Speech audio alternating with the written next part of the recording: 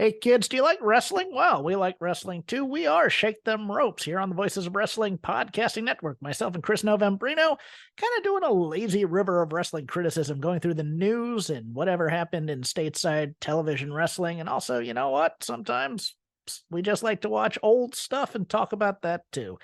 Love for you to give us a listen. If you haven't already, we are Shake Them Ropes here on the Voices of Wrestling Podcasting Network.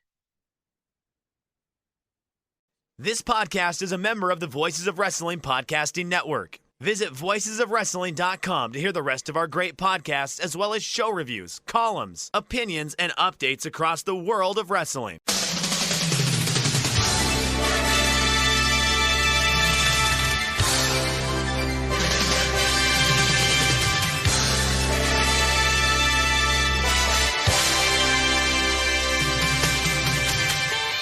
Hello everybody and welcome to the Super J-Cast. I'm Joel, joined by Damon McDonald. It is Tuesday 16th of January 2024.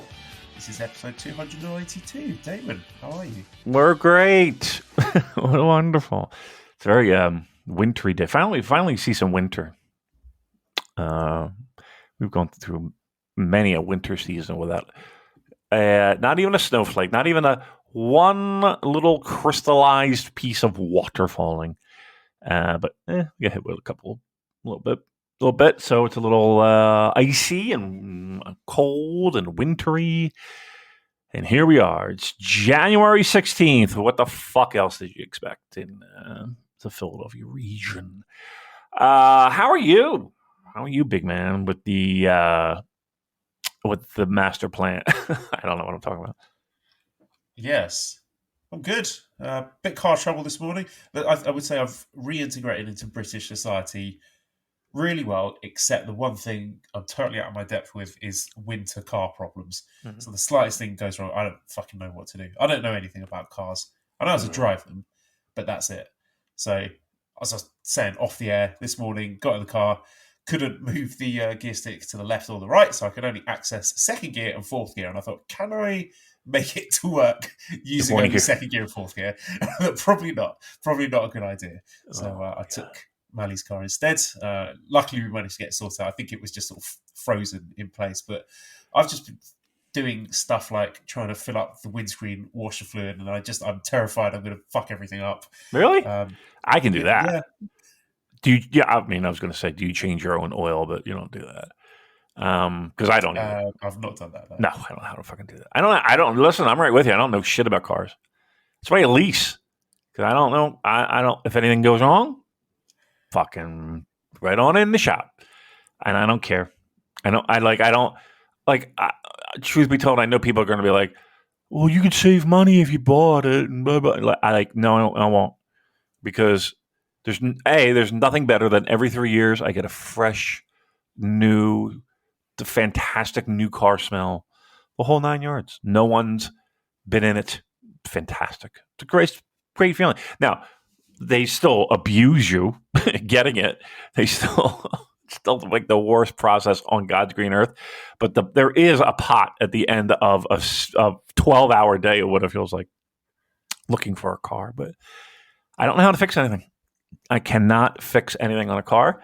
I don't care who you could get Mr. Joe Mechanic, and I could be shown 1,000 times. Yep. I'd be the guy to fuck it up, put the wrong nozzle on the wrong fucking opening. Sounds hot. I've made that mistake a few times myself, actually. And I would blow up the car. Yep. That would be me. I would find some way to do it. And here's the thing too, like, aside from, like, I've never been into cars. Like, I've never been a person who's been like, I'm going to buy a cheap Honda Civic and I'm going to put a spoiler on it. Shut up. Fucking, noisy cars. Stupid. I'm going to lower my car. Are you? Dummies. I hate it. I hate that. I'm just frightened of other people when it comes to cars. Like, for example, I was trying to top up the air pressure in my tyres, and then as soon as I started doing it, a car pulled up to the space next to it with some scary men who I assume are working class, and working class people, of course, terribly frightening to me. Me too. Just sticking their head out the window. Oh, you're going to be much longer, mate. I'm like, I don't know what I'm doing. I'm scared. I know. Right. Can you stop pressuring me? Stop putting so much pressure on me to hurry up and figure this the fuck out. I'm trying to be a man. I'm doing my best. Yes. An absolute fraudulent man performance. Yeah. But an attempt all the same. Yeah. Give me some fucking credit. Yeah, no, I've never been one of those gearheads. I've never, never. I'd rather have a new car. If I need an oil change, I just go get a new car, Joe. I don't fuck about. I don't fuck around with that. I got to get a new car. Why? I think it's time to get my oil changed. It's been 3,000 miles. What? Yeah. Sign me up. Oh, so what's new in the world of pro wrestling, huh? New Japan Pro Wrestling. It is listeners' last chance to vote in our end of year awards poll. So that link is pinned to the Twitter page. Got some good numbers on it. I'm quite happy with that. So we will. I've just been kicking this can down the road. We probably should have done it ages ago, but it's a difficult time to get it in because I don't want to release the ballot until we've had the last show of the year. But at that point, it's like, interview season, Wrestle Kingdom preview season, then Wrestle Kingdom and Dash review season, and now we've got this show to talk about, Battle in the Valley. So I'll say next week, hopefully it'll be a bit of a slow news week, and then we can do our long-awaited awards. Joe, we have all these pro wrestlers waiting by their mailbox for their awards. I can't wait. I remember one year I had this harebrained idea where, you know what, they come to Philly, I'm going to give them like a plaque that they're instantly going to throw in the trash. Well, let's see if we can get any kind of Twitter engagement from the people that we give award to. Who do we tag? Just the winners, right? We can't tag someone if they're in like the top 3, can we? No. Even that, sometimes I feel like, okay. Because I don't want to be like one of those fucking like thirsty fucking Twitter accounts. Farming. Yeah. Who would do that, engagement farming, on a podcast? I don't know, the guy with the weird name. Whoever that dude with the weird name is, who's incredibly thin and tiny. And he has a terrible mustache. Who's that guy? Chris Charlton. No, he knows that. He has a mustache. You need testosterone for that. That's terrible. We're going to have to edit that one out. No. Who's the other one? Chris Charlton 2024 Grow Mustache Challenge. I'll tell you what. I would do one. Yeah, I would do anything to see him with a little scruff, little something going on there. I'd like to see what he could pull off. He looks like a guy that might have some trouble growing some facial hair. I'm just saying. I think you can do it, Chris. I believe in you. I don't believe it. Let's do it. Moustache this year. I don't believe it could. Have you ever seen a picture of him with one? With anything? No. I'm kind of imagining, as you said that, imagining Chris Charlton with a variety of different facial hair styles, like long kind of castaway beard, or sort of like Renaissance little twirly bits and the little sort of forked pointy bit at the bottom, chin strap beard. I don't think you got it. Handlebar moustache. I'll tell you I'm what. Excited. If Chris Charlton could pull off a handlebar mustache, I will do something. What can I do? Jump off a bridge. I'll do that. Chris, get growing, please. We will enthusiastically attempt to get over the next kayfabe storyline. Hey, how about Joe Lanza? I got to mention this right out of the gate. I did listen to last week's flagship. I got to echo that man's thoughts and feelings about a certain topic. We roll deep, VOW. We roll deep. There's been all sorts of shenanigans going on where people have sort of attacked and declared war on various people, part of our crew. Really? On Twitter. Yeah. Who's the latest? I don't like to get into that. Sean Cedar, who lovely guy. Everyone loves Sean, and someone went off on him for liking some tweets that were disagreeing with something that the other person said. It was ridiculous. It was just the most preposterous thing, and that all spiraled out of control. But I don't like to get into that publicly. That we just kind of laugh about it behind people's backs and then get on with it. Yeah. Because the worst possible thing you can do in these instances is engage. Because there's no winning. You can't win. You never win. You just get dragged into the mud, and then hours of your life you'll never get back. Yeah. It's always something. Always something. Like it never ends. It's unbelievable. There's never. I mean, look, we're living proof. Fucking Christmas Eve, Christmas night. You know, we're dragged into it. But no, let me. Look, I can't agree more with the idea of these aggregators, basically stealing content for their own profit, and it's gotten out of hand. It really has. Like, I think the idea that if that's your business model, our business model is going to be stealing content from other people. There's no business. There's no business there, right? There's a very select handful of people who can make a living out of this. Everyone else, I'm sorry, side hustle. That's it. Yeah. Right. You got to do it out of passion. Don't expect any kind of wrestling media to pay the bills in a significant way. No. And here's the thing, too. There's really no such thing as it.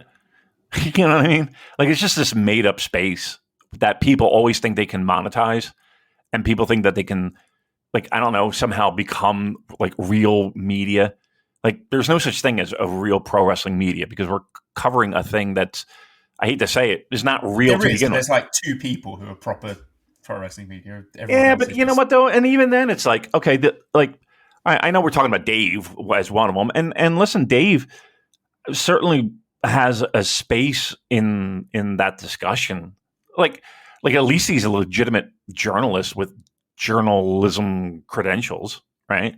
But again, the whole idea of this being anything truth, like in any other sport. I'm listening to the flagship and they're describing like instances of, okay, a locker room opens and you can talk to any player. And to a certain degree, that's true. And that usually happens more at practices. But like after games, the media staff will pretty much dictate who you talk to. Now, in the NFL, it's a little bit different. You can go, wait in front of somebody's locker room stall and hopefully they're going to talk. And usually they do. But like in hockey, it's a little bit different. Like for the home team, there's usually a list of people. For away. Away is a little bit easier, but even then, the media people bring the people out that are going to speak. And again, usually it's the people that participate in the game. But like the questions to ask, like I know people are making fun of, and we do too, of that whatever that press conference was with the fucking pickle or whatever the fuck it was. AEW. Yeah, it's like Richard Joe talked about the seals. Yeah, sitting there clapping. And Trevor Dame put a fantastic tweet thread about this, which I will repost. But it's the one that stuck out. He was saying that media should have a somewhat adversarial relationship with what they cover. Yes, they're trying to uncover truths in what you cover, and that should at times rub your subjects the wrong way. You should be honest and unmerciful. They're not your friends. Thank you. Who was that? Trevor who? Trevor Dame. Trevor Dame? Any relation to Trevor Horn of the... never mind. Well, good job. I think that's a very intelligent tweet. Wow, we found one. We found an intelligent tweet. Because, yeah, I mean, look, we're by in no way would I consider what we do any form of... I say that, like, I don't think this show is in any way, shape, or form a form of journalism. Yet, the work that I know... have an adversarial relationship with everyone. Right. No one likes us. Right. But I know the work that you put in. I know the work that I put in occasionally. But every day I wake up and it's you talking to somebody about something and verifying something and then following up with someone else. You know what I mean? Like, I'm telling you, I know it's hard for people to fucking wrap their heads around, but like we do more journalistic endeavors than just about anyone. And yet we still talk about dicks and the lack of facial hair on Chris Charlton. And yeah, you know, we could monetize that. All that work that you've just mentioned and making it public, but I can't. No, I can't deal with it. It's a know. massive ball ache, and I'd rather just keep that stuff in the Discord where it's going to be shared among people that I trust, and it's not going to be leaked out, and it's not going to get twisted. It's not going to get picked up by content aggregators. Like the amount of scoops I and you have dropped in the Discord is obscene. Yep. For free, right? For free, but I just do it because I enjoy it. Yeah. And it's fun. And I like the gossip. I like the rumors. I'm not trying to monetize it. I'm not trying to get it to pay the bills. I'm not using it to try and make friends in the industry. That's it. Yeah. Can't be dealing with the headache of being public with it. And I like the fact that no one has to pay for it, except the price that they have to pay is be a decent person. Like, really, that's the only rule that we have. And maybe throw some money on Red Circle. If you can, you know what I mean? But I'll never be like, oh, you're an asshole. You've never paid us. So no, goodbye. You know? Like, no. Like, and to me, I'd rather share it with people who at the very least appreciate it and enjoy talking about it and enjoy and I don't care if anyone knows or not anymore. I don't care if Reddit knows. I don't care if Twitter knows. I don't care if we get a retweet from fucking whomever. Like at this, I really don't care anymore. I don't, because to me, that all that outside stuff, it means nothing.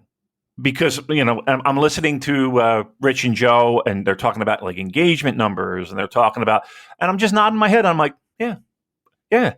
Like, why do that? Why? Here's the problem. 9 times out of 10, you go into that in good faith, right? Hey, you know, maybe I can make a couple bucks doing this. I like doing this. You always say, hey, you're never working a day if you do something you love. Well, okay. So, you know, you have this fucking idea in your head that, oh, okay, well, maybe I can, you know, make a couple bucks. And maybe you do get a couple bucks. And you think, okay, well, maybe I can get more. And I don't have to work this fucking crummy job. And I don't have to go into the office anymore. And I don't have to suck my boss's dick. And I don't have to sit there and just eat shit constantly. Maybe I can do something I like. And then you find out, oh, no, you can't. Because one, people will obviously take your content for their own purposes, right? So you have to fight that, right? And then you have to just fight just the constant barrage of, well, there's no way you could possibly know that. So I'm going to try to discredit everything about you. You know what I mean? Like, there's no possible way a promotion in Japan could give you information. Like, there's no possible way that anything that you say is legit. And it's like, and how many times have we proven it? Like, how many times have we just gone through and done it, and we've done our little victory dances, and we've done our silly little throw roses at each other, and we sit there and we 69 each other, and we have a fucking giggle. But then at the end of the day, we're just like, oh, what are we doing? Like, because like, it's gotten to the point where years ago, I'm like, this is not for me. I'm not fucking doing this. I'm not engaging with these fucking brain dead idiots. And that was one of the things when we had our first conversation. I was like, Joel, I got to be very honest with you. I'm not doing anything on social media. And if I do something on social media, you're going to be, as Joe and Rich would love to say, tugging on your collar. Right? You're going to be like, oh, okay, Damon. But I know that is not a welcome space for me. It's just not. Because I just don't, because the problem is that I just don't put up with the bullshit. Like, I just don't put up with the fucking nonsense. Because in real life, if you pulled that shit, I would punch you in the fucking face. Like, I would knock your teeth through your fucking skull. That's real life, right? That's life. Like, saying and doing and all that. But okay, we're gonna do. That's quite for the aggregators, by the way. Yeah. I will punch your teeth through your fucking throat. Right.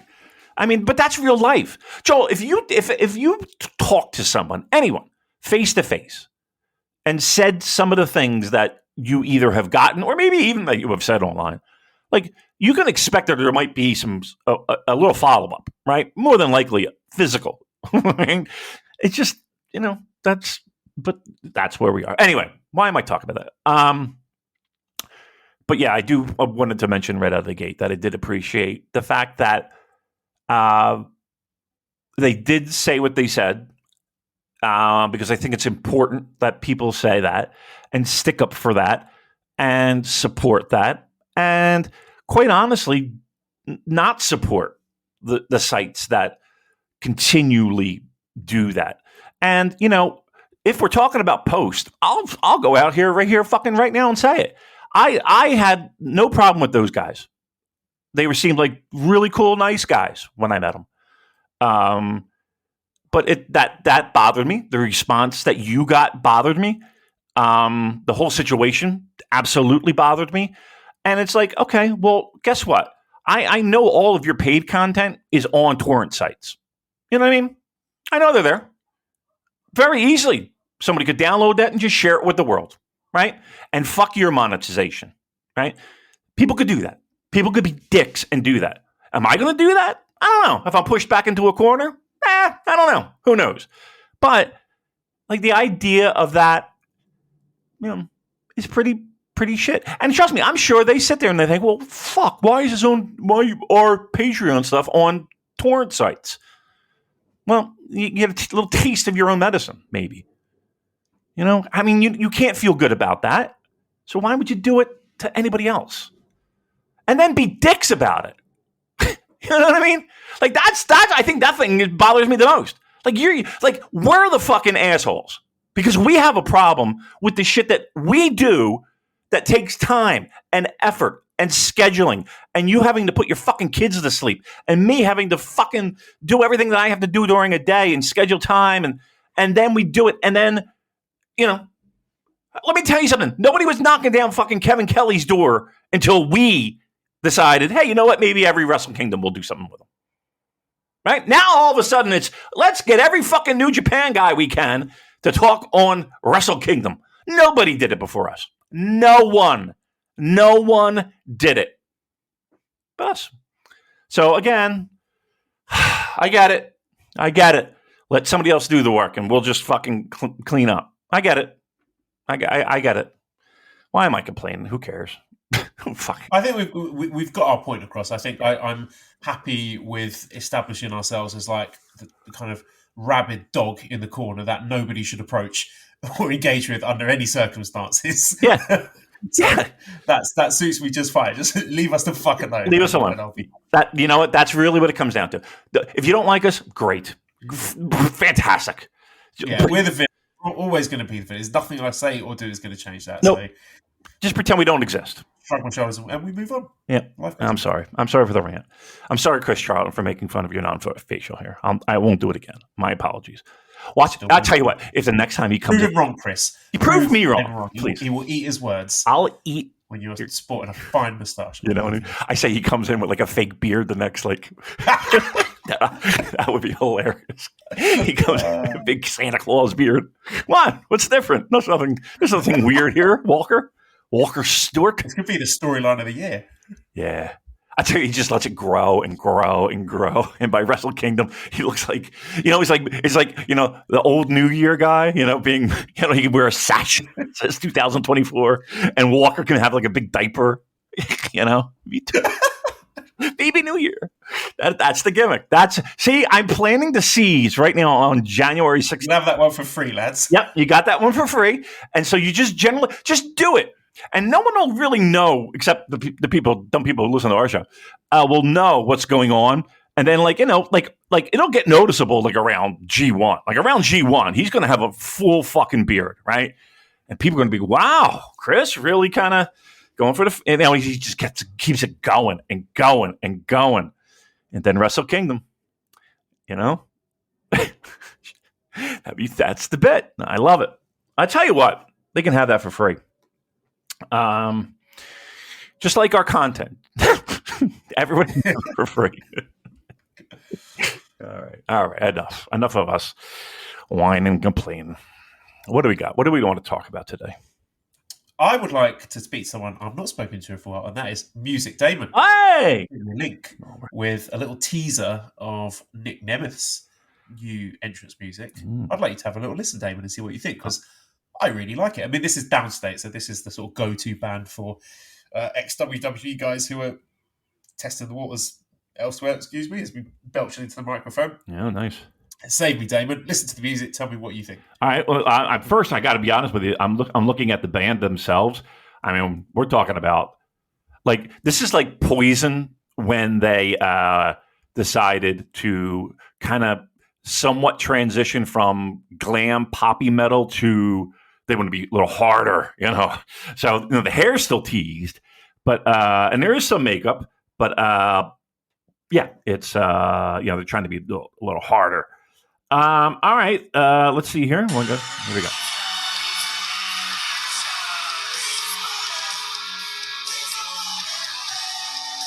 Ugh. I was taking by those sounds you're not a fan. I think it suits him quite well. He seems to be doing this sort of wanted man gimmick. This is the kind of butt rock thing suits him, doesn't it? I mean, this is 80s metal right here. I mean, I'm looking at the band. I'm looking at the music. Yeah, this is Tesla. This is Kicks. This is LA Guns right here. This is like one of those B level metal bands that came out, you know, like a copy of a copy. It stinks. It's terrible. But all right, more from Music Damon next week. Sorry, it's just terrible. Yeah, that's not for me. It's like there's nothing worse than like non-melodic 80s metal. Like I think there's pretty great 80s metal, to be honest with you. But then there's other shit that's like just like so watered down, and that's that's not for me. All right, that's what he's coming out to. Shout out for what we're on the music. Escape the Box, Smoke. Oh yeah, listen to their new track. Do check it out. I enjoyed that a lot. Heavier, darker than some of their usual stuff. A nice sort of low melodic voice. I don't know what the fuck I'm talking about. I can't analyze music or review music, but it's good.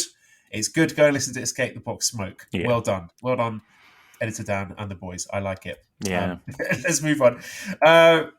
One bit of news here before we get into Battle in the Valley. Rainmaker has been applied for a trademark because this is on Wrestling Observer Figure 4 Online. Mm-hmm. A little story here from Ian Carey.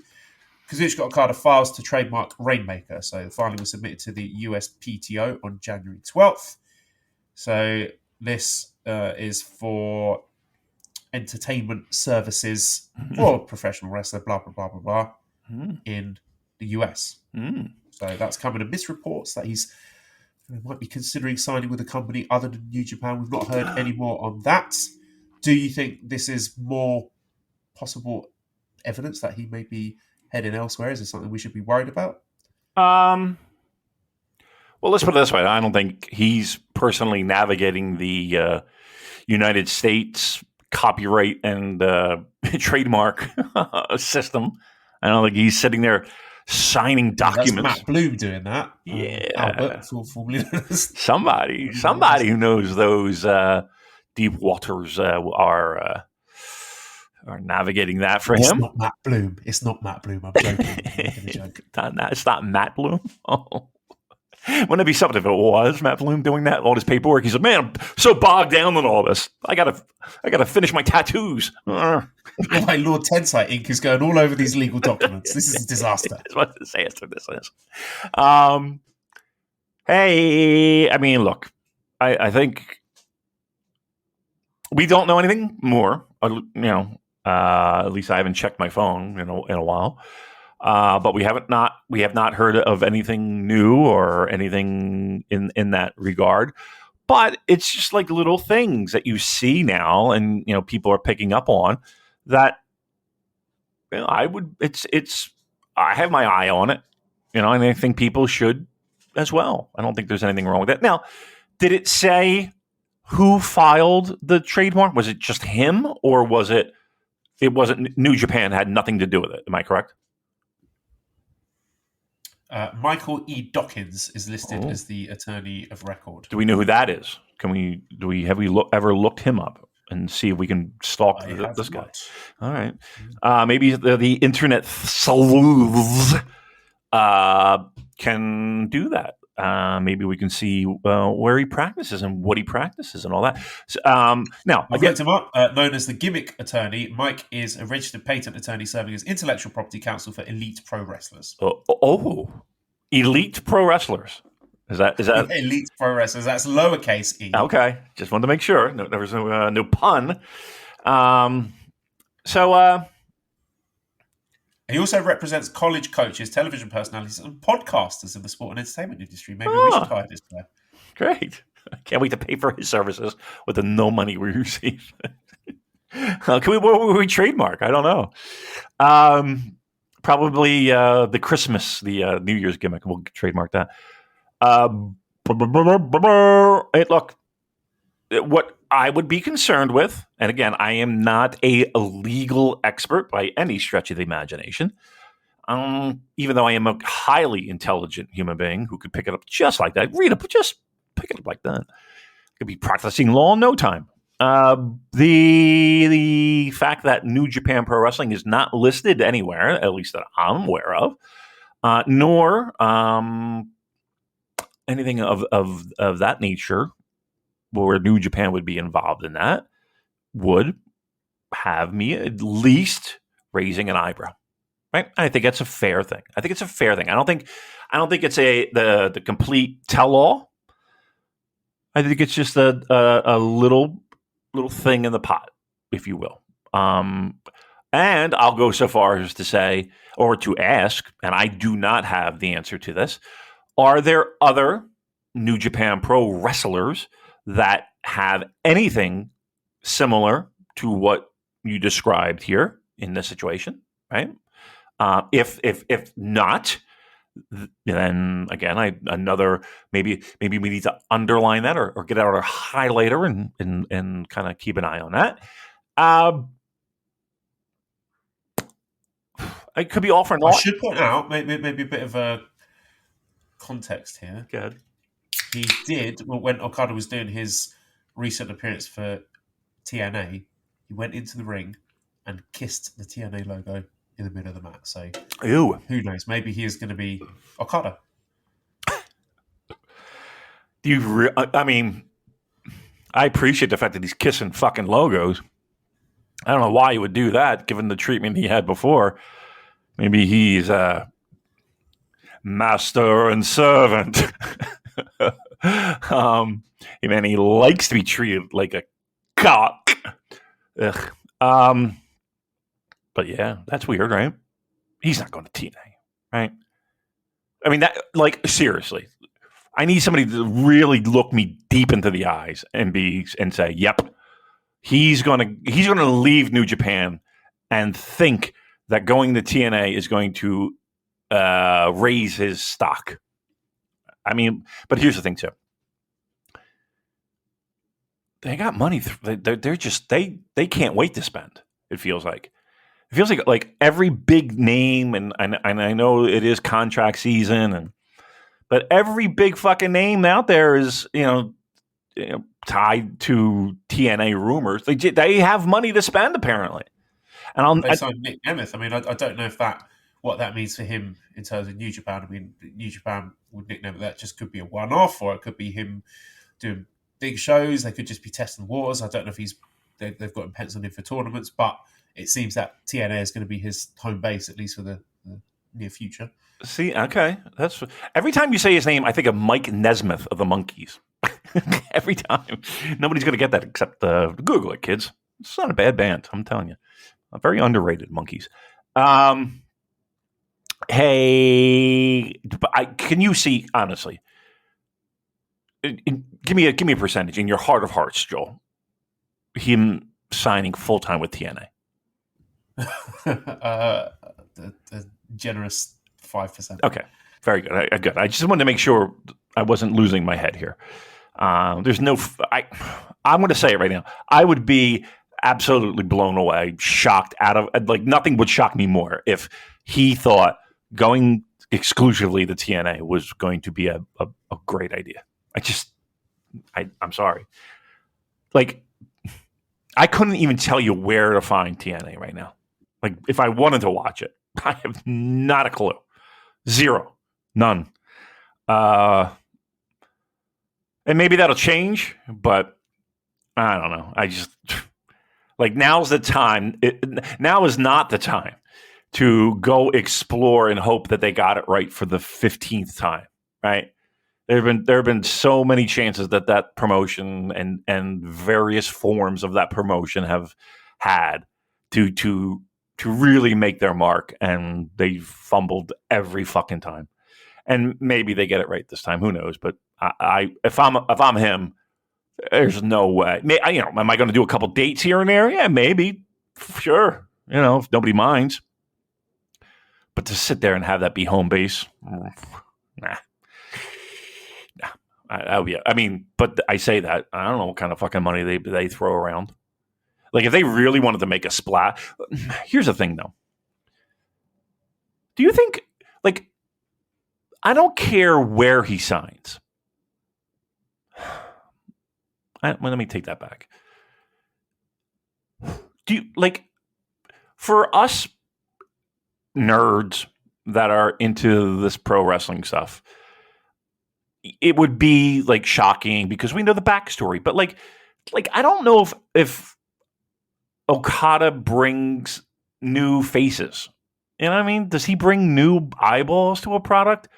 I think he just moves the same fucking people that are watching pro wrestling anyway. They're just going to maybe A, continue to watch, or B, maybe check it out to just see.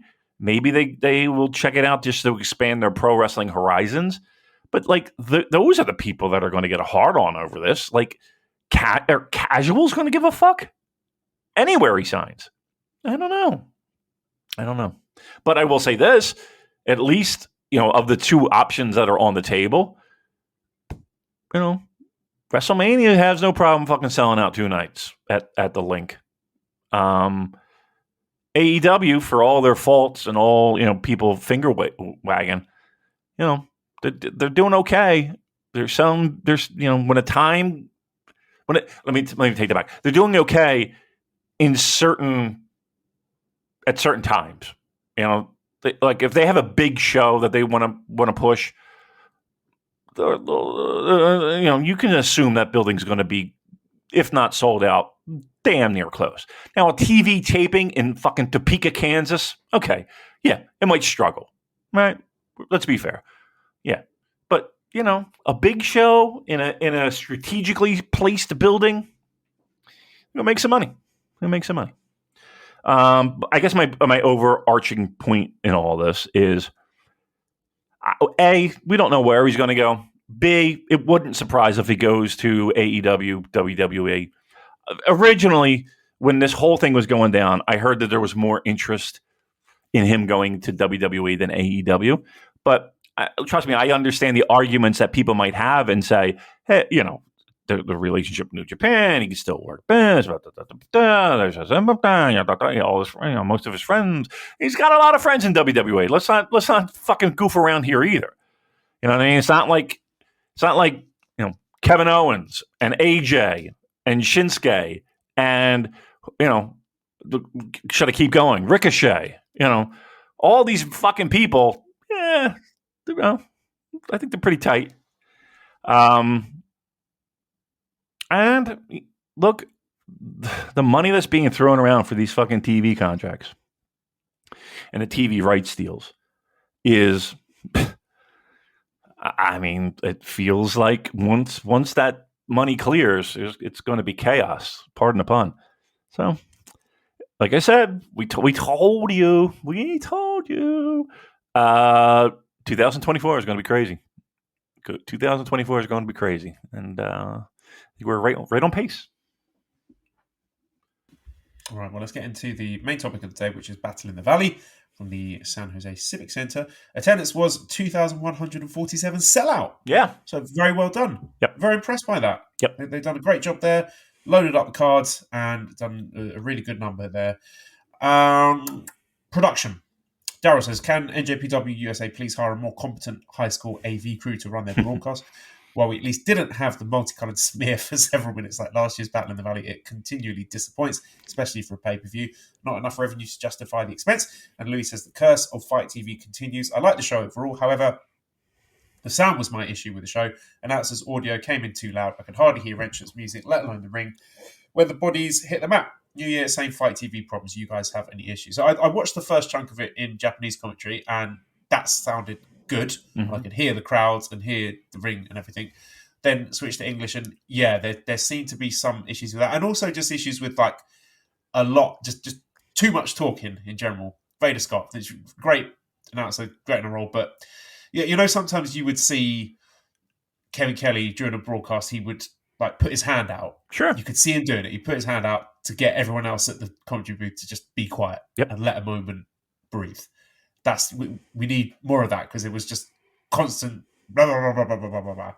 And I felt that at points that was detracting from some pretty momentous stuff that was going on in the ring. So two little chunks of feedback there in terms of the audio quality and also the commentary itself. Now that's to be expected, obviously, because there's a lot of new people and those relationships need to be built up. But yeah, that's one thing Kevin Kelly was excellent at that, directing traffic and instructing other people when to lay out. Yeah, and to me, that's you hired a person to be that person. Let them be that person. And if you don't trust them to be that person, then why'd you fucking hire them? Somebody's got to be the quarterback. Somebody's got to, somebody's got to take back seats. Somebody's got to, tap out, and somebody's got to know when to push harder. And sometimes you do need that traffic cop. And there's nothing you need it. You definitely need it. And how many times have we complained and bitched and moaned about production and the quality or lack of, and it's just not going to change. Like, whoever is in charge of that, whoever, for whatever reasons, I've heard every excuse under the sun. Oh, the satellite's problem. Oh, it's the building's electricity. Oh, it's this. It's that. Like, I've heard it all, and for years now. Like, this is not like this is new. And what's weird is that there are, and I'll put in air quotes, indie pro wrestling promotions that I feel like have a better handle and a better grip than a lot of these U.S. shows. It's like we've gotten even past a point where we're hand waving and laughing at it. Like, we're just like, if they don't hear and read the tweets and see what people say about it, and they continue to do this. And again, if it's the buildings, then okay, I don't know. Find a new fucking building. Find a new you don't have to run the same goddamn buildings. Especially if you know it's the building that's the issue or the infrastructure thereof.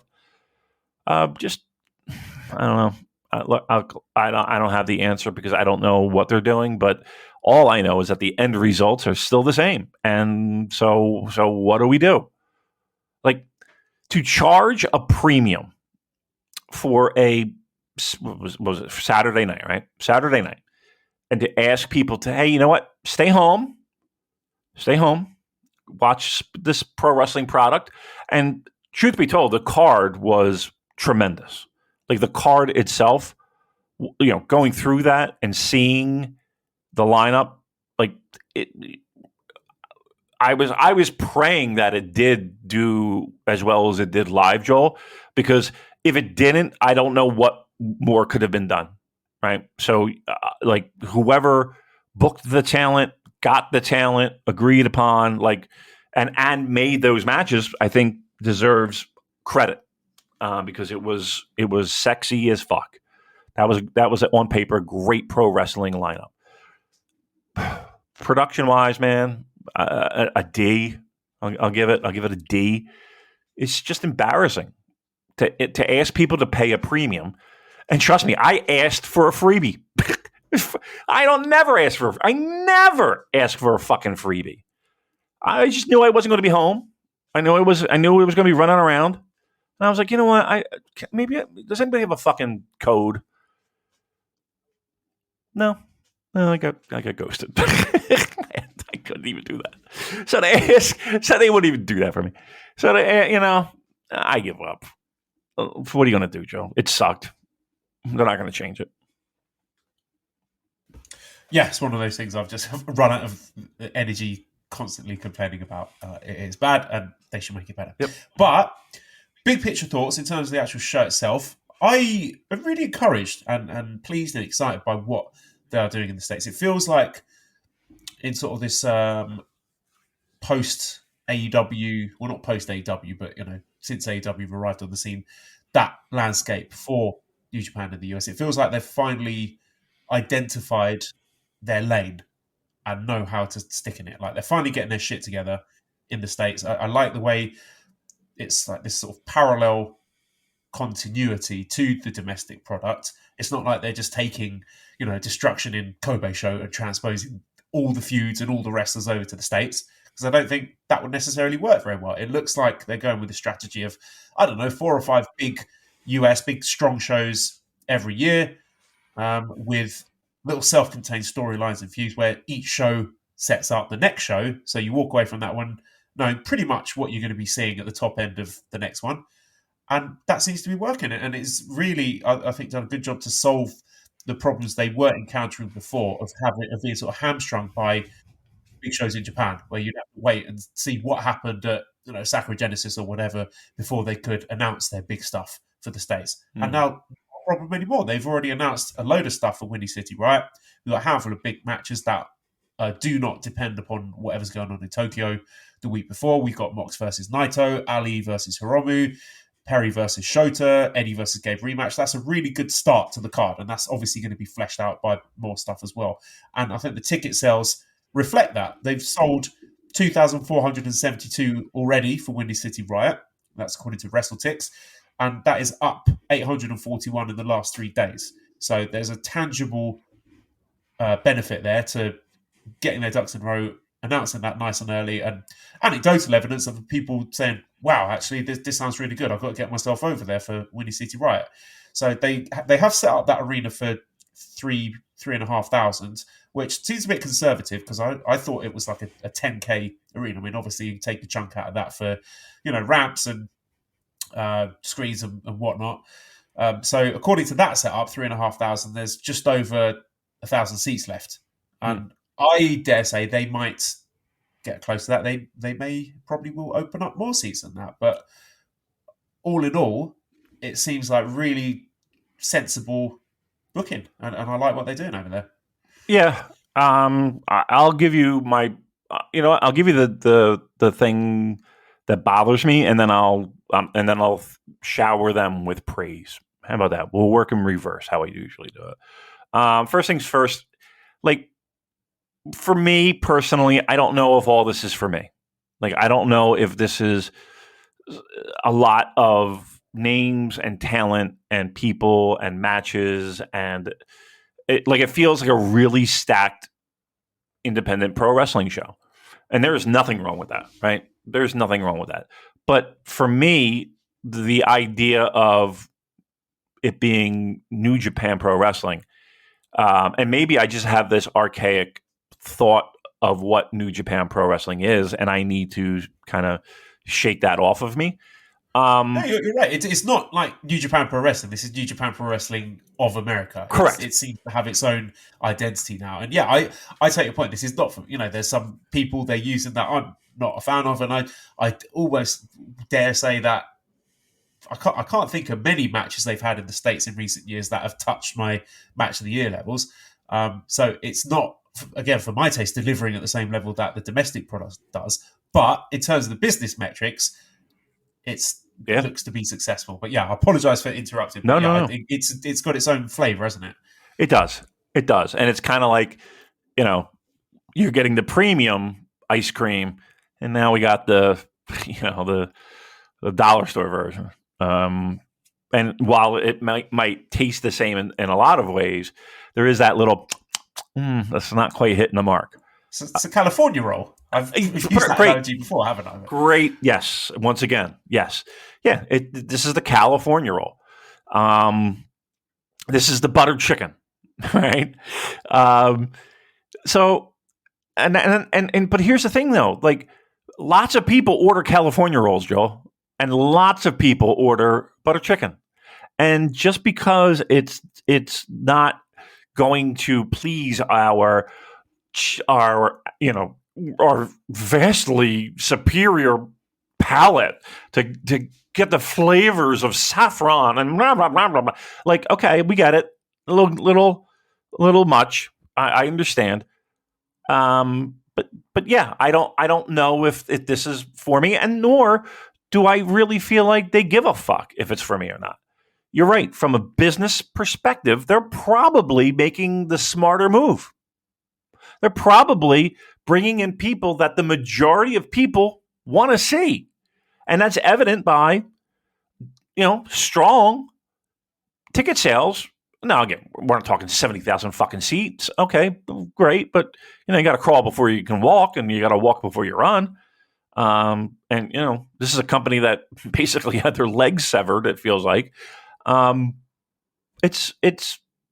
They're doing, I think, the smart thing, and they're probably being fiscally responsible, because the majority of that world and that talent is U.S. based, and if we're trying to appeal to a U.S. based audience, trust me, they want to see Mox, and they want to see Eddie Kingston, and they want to see Matt Riddle, and they want to see Mustafa Ali, and they want to see all these names.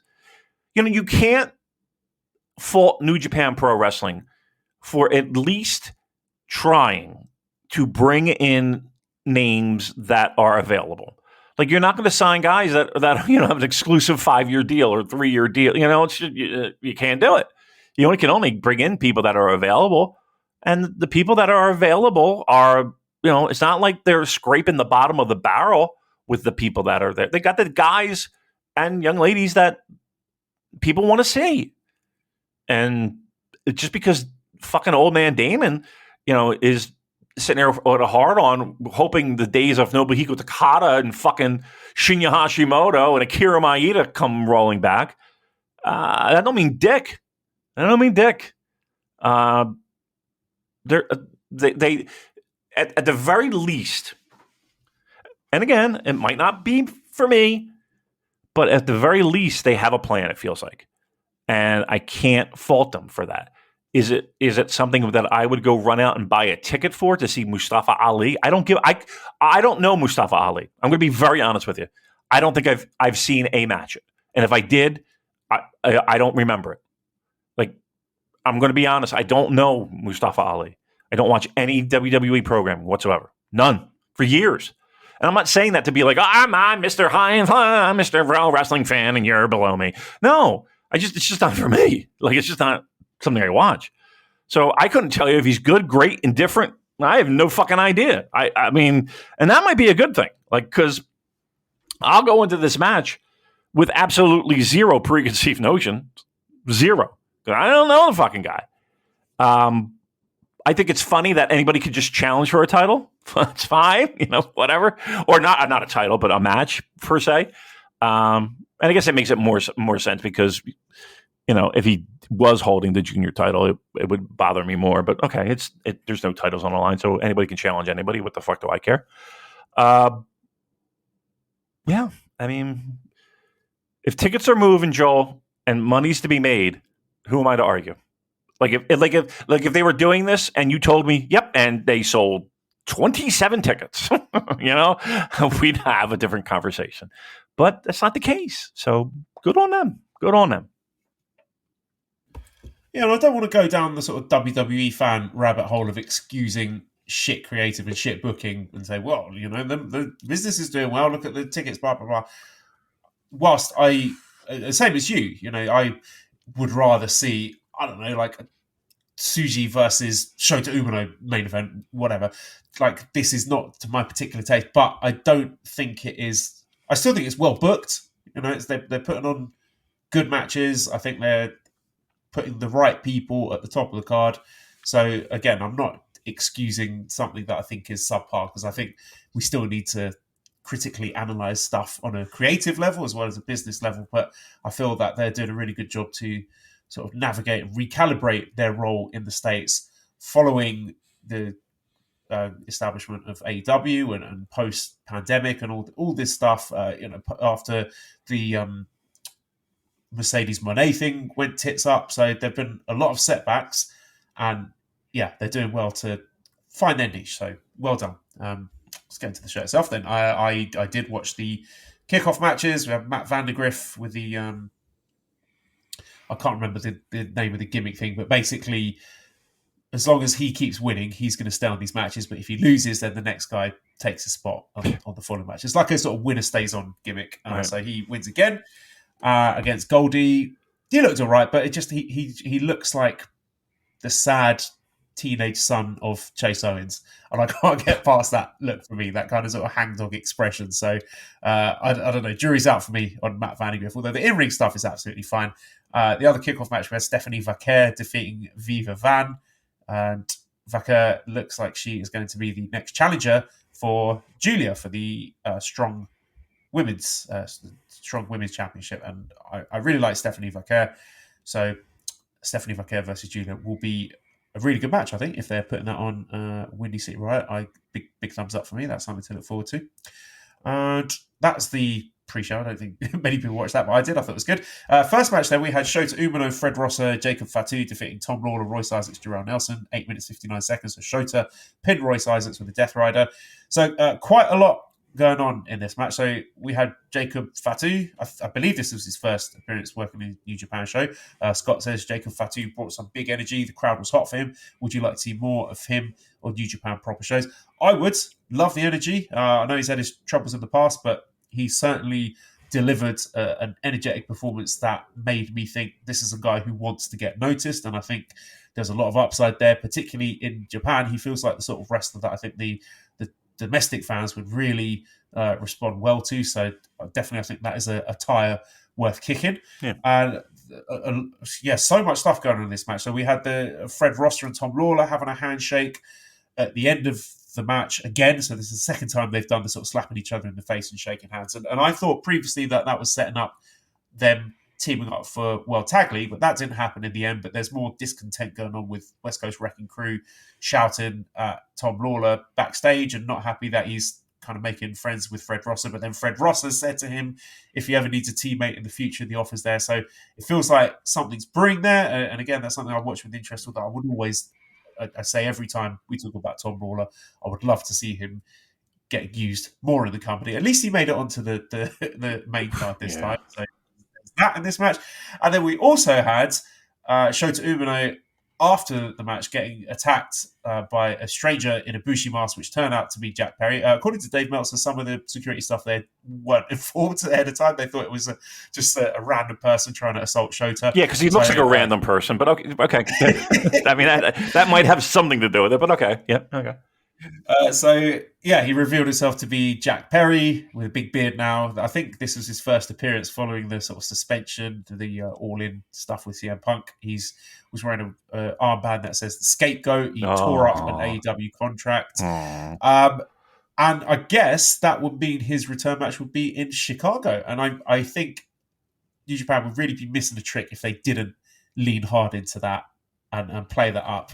I don't know if you want to sort of explicitly reference CM Punk stuff, but I think he should. Why not? If you really want to get good heel heat, I think that's what he should be doing. Now, look, Jack Perry is never someone who has particularly impressed me in AEW, even though fans of him and fans of the product were constantly telling me, he's one of their pillars. He's got a lot of upsides. He's going to be a future star. I never saw it. However, fresh coat of paint, new people to work with, I'm willing to give it a go. At first, I was like, really? What? Not sure about this, but I'll be open minded. I'll give it a chance. Let's see how he gets on. Having a big singles match with Shota in Chicago, if that's the direction, and who knows? I mean, I think it's an interesting move. Again, worth a shot. Let's see how he gets on.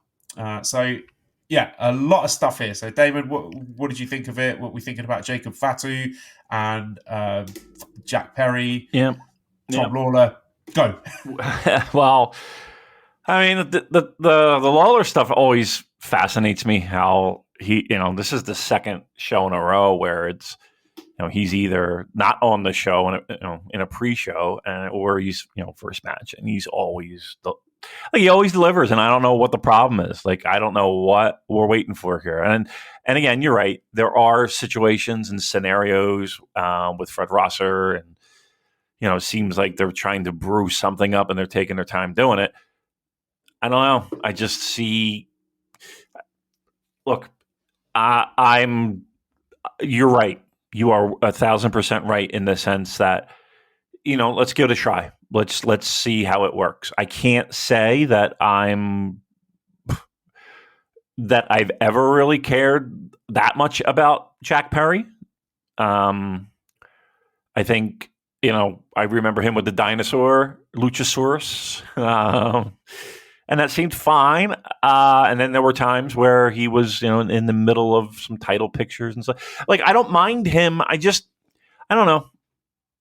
I guess I'm okay with the idea of let's see if it works, because stranger things have happened in pro wrestling where things that I didn't think were worth a shit, became pretty hot.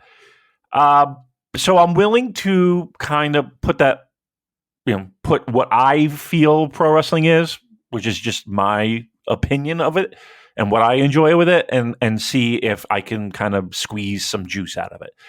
Got a lot of buzz, didn't it? Got a lot of people talking. It did, and I think that's a good thing. But we're talking about things that, I'm not going to sit here and say that that's a bad thing, because it is a good thing. Like, there's no doubt about it. And there are people that, I mean, does he have such a fan base that we'll see a significant buzz continue? I don't know. To me, this whole CM Punk thing is pretty fucking ludicrous that it's still like a thing, and it's something that, like, we're gonna kind of continue to hitch our wagon to. Like, all right, fine. Because truth be told, well, I don't know. I was gonna say, like, does anybody know? Do people care about that? I think just milk it for the heel heat. Some sort of cheeky little nudge wink references. Right, but how many people get that? You know what I mean? Well, he's got to transition that into being his own person, and Right. sort of refining what his gimmick is, what his character is now, what his motivations are. Not use that as a crutch, but use it as a springboard. Yes. Okay. And I'm in full agreement. I'll take that. Yes. I thought the match was fine. I thought the match was good. And Fatu, I would love to see more of. Obviously, Tom Lawler, I would love to see a lot more from, and give him more opportunities to be nice. And we'll see where we go. If I'm talking about an opening match, this is probably one of the most talked about opening matches in a long time. And at the very least, there's your end result. So that's a good thing. So, okay. It doesn't matter what I think. It matters because again, this is what people apparently are okay with and want. And let's see how it plays out, because it might turn to gold. Yeah, and also good to see Shota similarly sort of penciled in, having that. Well, I would say is a fairly prominent single spot for Windy City, right? If that is where we go with this. So big vote of confidence for him being selected as potentially Jack Perry's first big opponent, big feud. opponent there. So all good stuff. So move on to second match, which was like the CMLL offer match where we have Mascara Dorada and Volador Jr. defeating Rocky Romero and Soberano Jr. 11 minutes, 11 seconds. So Volador got the pin over Rocky via Canadian Destroyer, and they're going to be going off and doing some other CMLL stuff. I really like this. This is the new Mascara Dorada 2.0. This is not the artist formerly known as Mascara Dorada, who's now going by Metalik. So this is a new guy, young guy, really, really exciting, ton of upside. It seems like CMLL is being built around him at the moment, so I would love to see him get something prominent at Fantastic Mania and some more New Japan dates for him, because I think that he's very, very talented wrestler. And Soberano Jr., I know we mentioned that he apparently signed a 1-year deal with New Japan. I don't know what that looks like or how he's going to be featured. I've really enjoyed watching him in this sort of new Rudo role, which we're not seeing a huge amount from Soberano Jr. doing that. Usually he's been a Technico when he's been doing his New Japan stuff, but he seems to be easing into that really interestingly. And I don't know, I never know how much traction there's going to be with these luchadors, how meaningfully they will get used in New Japan, because they tried to do it with Ryu Lee, Dragon Lee, but obviously that went tits up for whatever went down there. I thought they used Titan really well last year, getting all the way to the Best of the Super Juniors final, and obviously him being given a spot in LIJ. So I don't know if we get something of that level for Soberano Jr. I think he's worth it. I think he's tremendous. So that's an interesting one to keep an eye on for this year. What do you think might be a realistic expectation for how Soberano is used in New Japan this year? A lot of U.S. dates, and I think that's a good thing. And I think the relationship that they do have in Mexico, I mean, again, flights are much cheaper going to San Jose than it would be going to Tokyo, no doubt. And watching this match and watching other matches that they've had involvement with, and obviously Rocky being in the mix, and then there's that little bit of talent exchange synergy there. It reminds me a lot of like ECW back in the day, when they would just kind of randomly, and again, maybe not randomly, maybe they had more of a working relationship than they let on, but like different promotions throughout the world would come in. Like they would bring in like Michinoku Pro, and they would do like a 6-man, or they would bring in AAA, guys from AAA, or guys from or wherever. And there would be a fee, like it wouldn't be like it has nothing to do with Tommy Dreamer and Raven. You know what I mean? It had nothing to do with Public Enemy and Gangsters. It had nothing to do with Rob Van Dam and whomever. The general storylines were, it played no factor whatsoever. But they were matches that people, kind of remember and use as like an ECW touch point. And I'm not saying that these matches that New Japan are doing are that currently, but I get what they're trying to do, and I wish they would kind of lean into that more, right? Use that as just like, okay, let's just fucking showcase these guys and let them do second match of a show, blow the doors off the barn, go do your shit and expose people to other forms of pro wrestling. If they could do that, and at the same time continually, you could have little tiny mini feuds based off of that, and just tell their the story of within these match constructs for now in the year, 2 year, whatever. Right?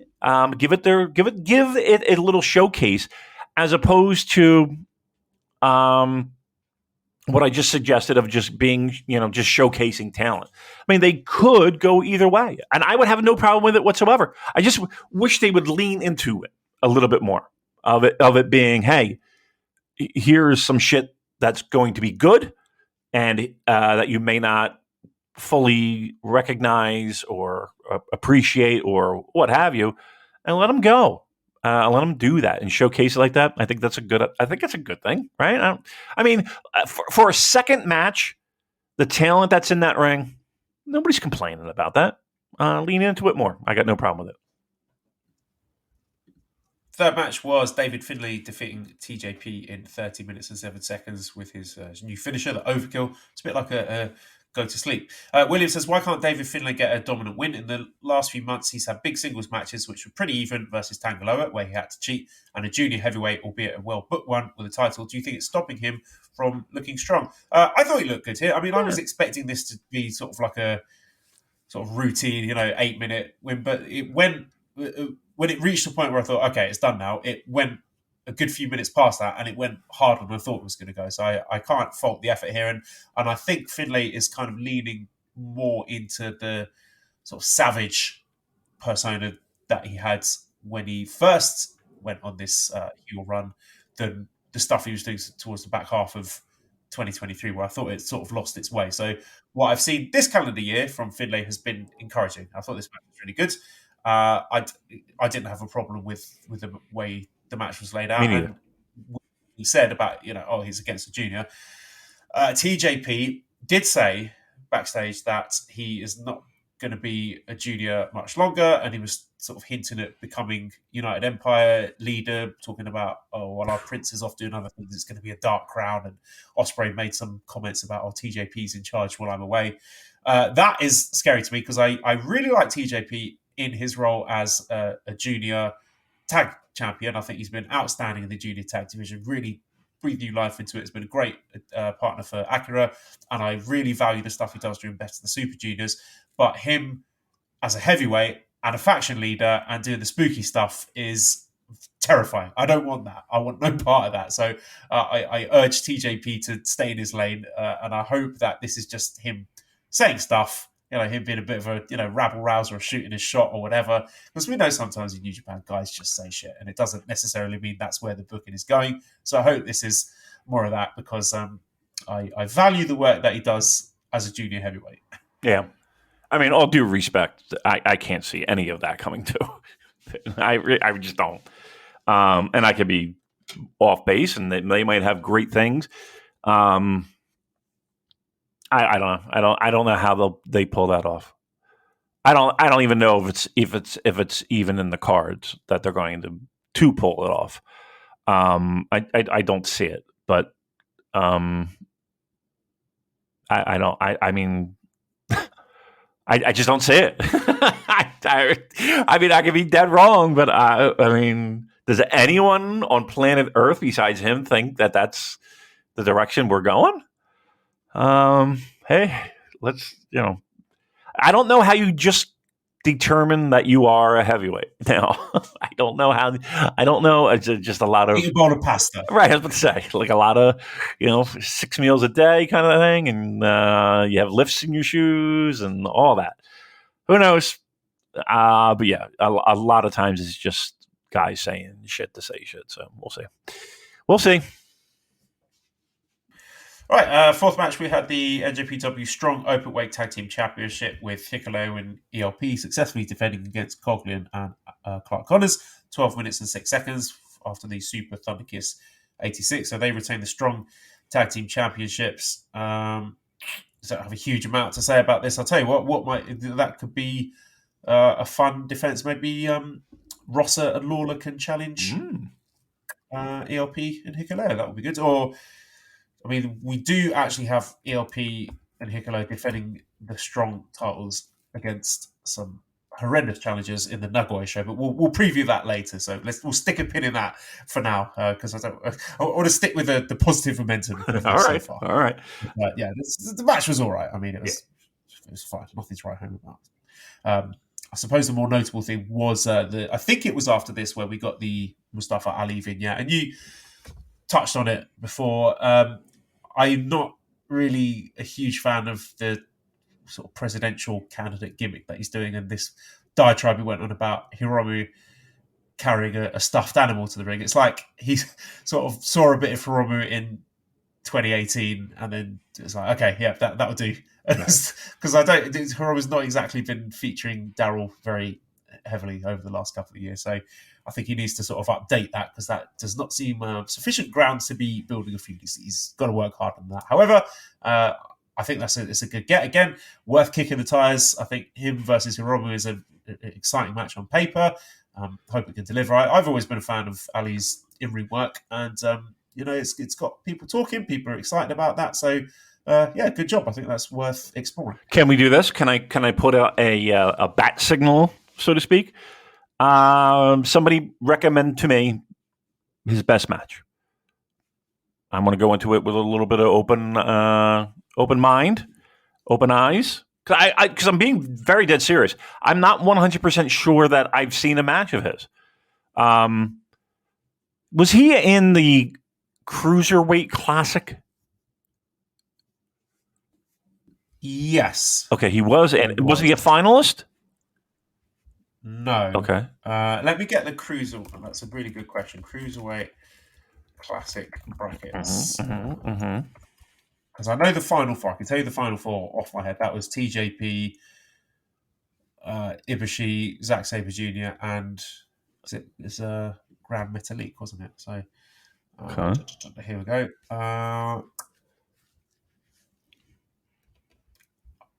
Excuse me. It's gone all tiny. I can't see it anymore. No.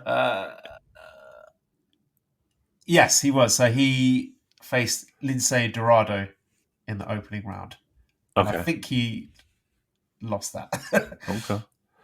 I mean, I'm sure he's done other things in his time there. Yeah, somebody shoot me and Joel a link. I want the best. I don't want some fucking shitbag match. I'll be one to watch. Oh, what's that? Is that Baby S right there? Oh, the little boy's working up. I See hear. if he's going to come over here. I did get Cage match up just to see what his highest rated match is. It's a match against Buddy Murphy, a no disqualification match from 2018. There's a 3-way 2018. Daniel Bryan from 2019. Yeah, not seeing a huge amount Holy of shit. highly rated stuff recently. 2019. That's well, I just ranked the Cage match, the match guide by rating. Yeah, 2019. We're talking about. We've got a 2024 match at number 10. Aigle Blanc versus Mustafa Ali. We've got a 2023 match. Jagger Reed, Joe Gacy, and Rip Fowler versus Mustafa Ali, Tyler Bate, and Wesley, 6-man tag match. So was that NXT? I think there's some probably. NXT, yeah. I don't know who the fuck half of those guys. I'm gonna be honest with you. There's a fifth highest rated match: Prince Mustafa Ali versus Zack Sabre Jr. From 2016 in AAW. 2016. According to my math, that is 417 years ago. I could be off, but that seems like a long time ago, doesn't it? That's a long time. It is a long time ago, but I just thought that was a nice little throwback there. All right, let's see what he can do. I gotta be honest with you, that doesn't give me high hopes. Like, you're telling me the body of work that Mustafa Ali has produced. It's like in WWE when I understand creative has nothing for you. You don't get to do anything fun. All right, but that's just like okay. So what we're look. But people are buying tickets. So what the fuck do I know? I'm just saying. Okay, if I'm looking at it from a why am I caring? Like I'm hoping that we're bringing in somebody that can go, and you're telling me that he could go 8 years ago. Yeah, well, we'll see. All right, we'll see. Fifth match was the NJPW Strong Women's Championship. Julia with her 8th defense. Wow, she's racking them up against Trish Adora. 13 minutes and 2 seconds with a Northern Lights bomb. This is all right. I mean, I don't want to. Go ahead, say it. Julia, you're not going to get canceled. Julia. I have a mental disability. We're fine. All right.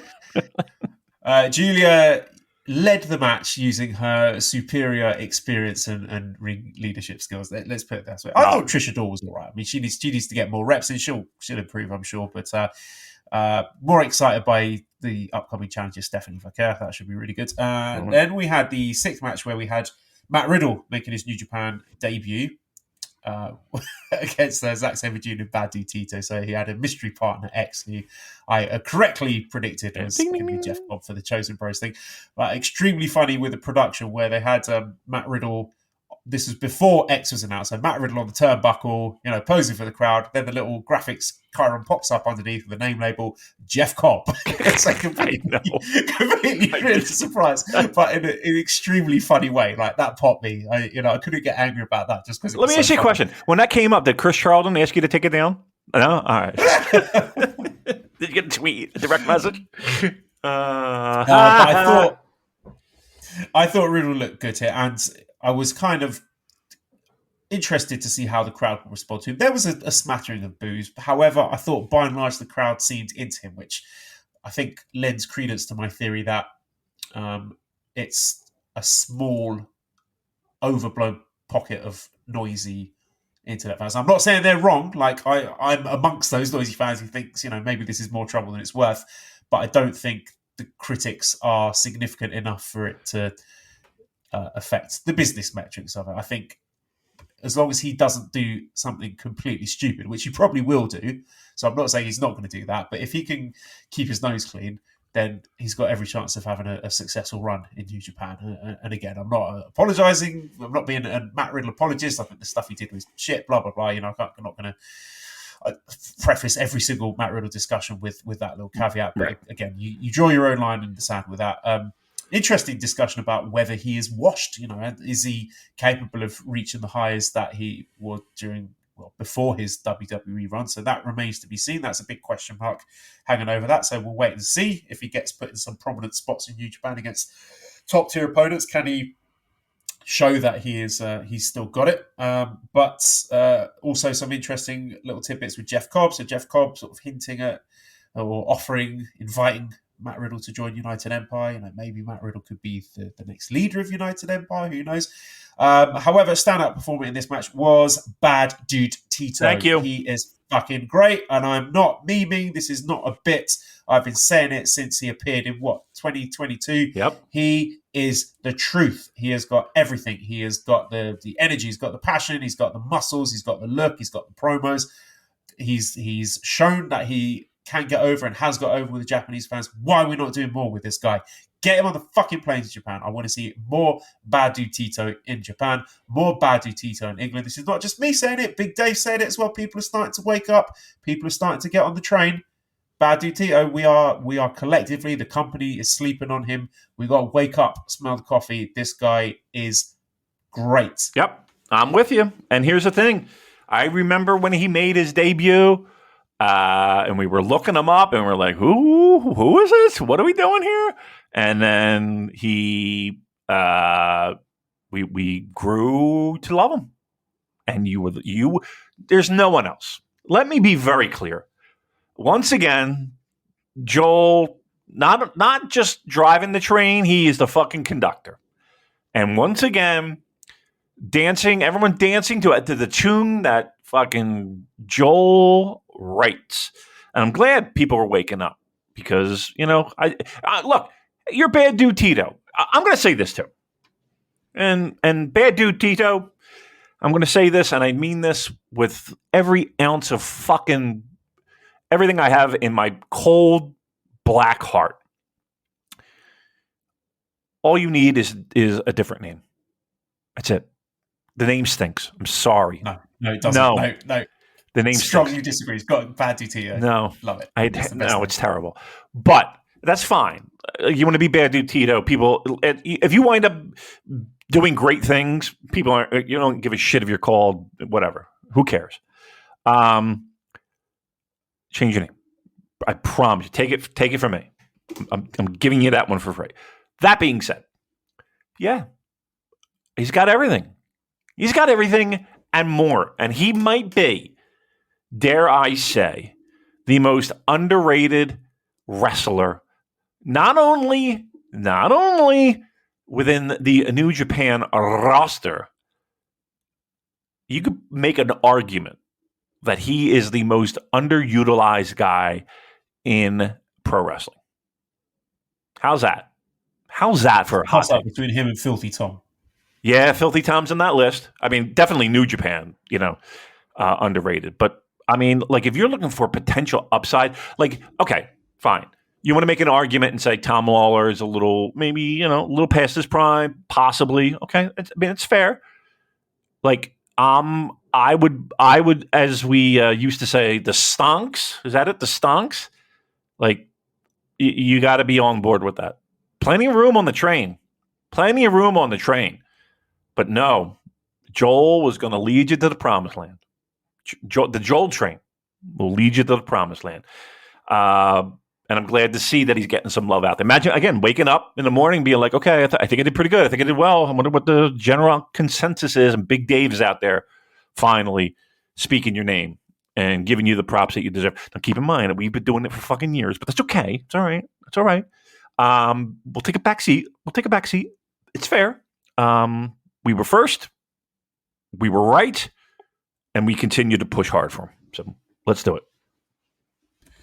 Get him in the G1. Give him the Honma run. Ooh. He can lose all his matches apart from the last one. Just give him a win on the final night, and the Budokan or Sumo Hall, wherever it is, the crowd will explode with joy. Okay, let's give him the fucking Jonah spot. Yep. Give him the Jonah spot. Come on, let's go. Like, we're looking for the stereotypical big guy in Japan, fucking causing all kinds of havoc, causing waves. Not like Bullet Club, not like, okay, we get it, your heels. Like a guy who's just going to go out in there and beat the fuck out of people and throw people around. Yeah, that's what we want. We would love to see that. Let's bring that back and let's use him as that tool. That would be sweet. All right, enough. I'm going to give bad luck, bad dude Tito a big head. All right, seventh match was the AEW Continental Crown, where the champion Eddie Kingston and Gabe Kidd went to a 12-minute and 6-second double countout. So match was pretty good. I always enjoy their brawls. I thought the previous match they had was better than this, and I think they have a better match in them. And so curious that they do seem to be going right back to this. I guess that's going to be at Windy City, right? So do you want my tinfoil hat theory? Tinfoil it. This, I think this was originally penciled in to be Gabe winning the strong title off of Eddie Kingston until Tony had his harebrained scheme of doing the Continental Crown.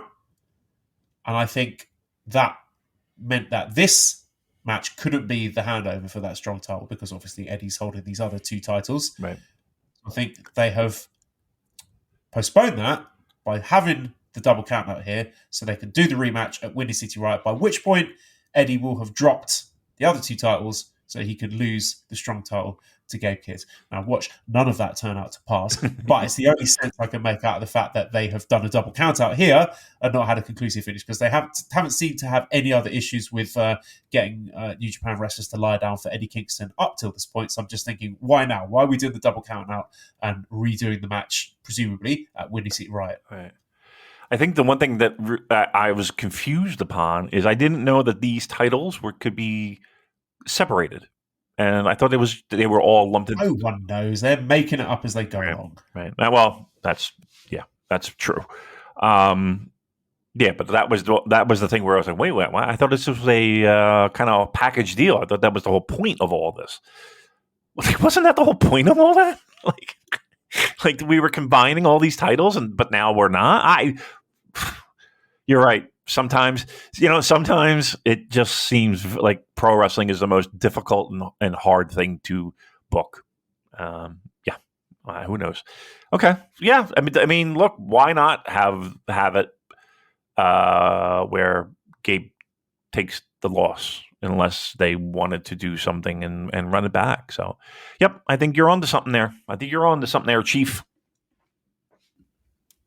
Righty, we go into the semi-main event, the 8th match, a no disqualifications match with Jon Moxley defeating Shingo Takagi in 26 minutes and 16 seconds. Continuing the streak. Death Rider. The streak, yeah, never loses in New Japan, never loses these death matches.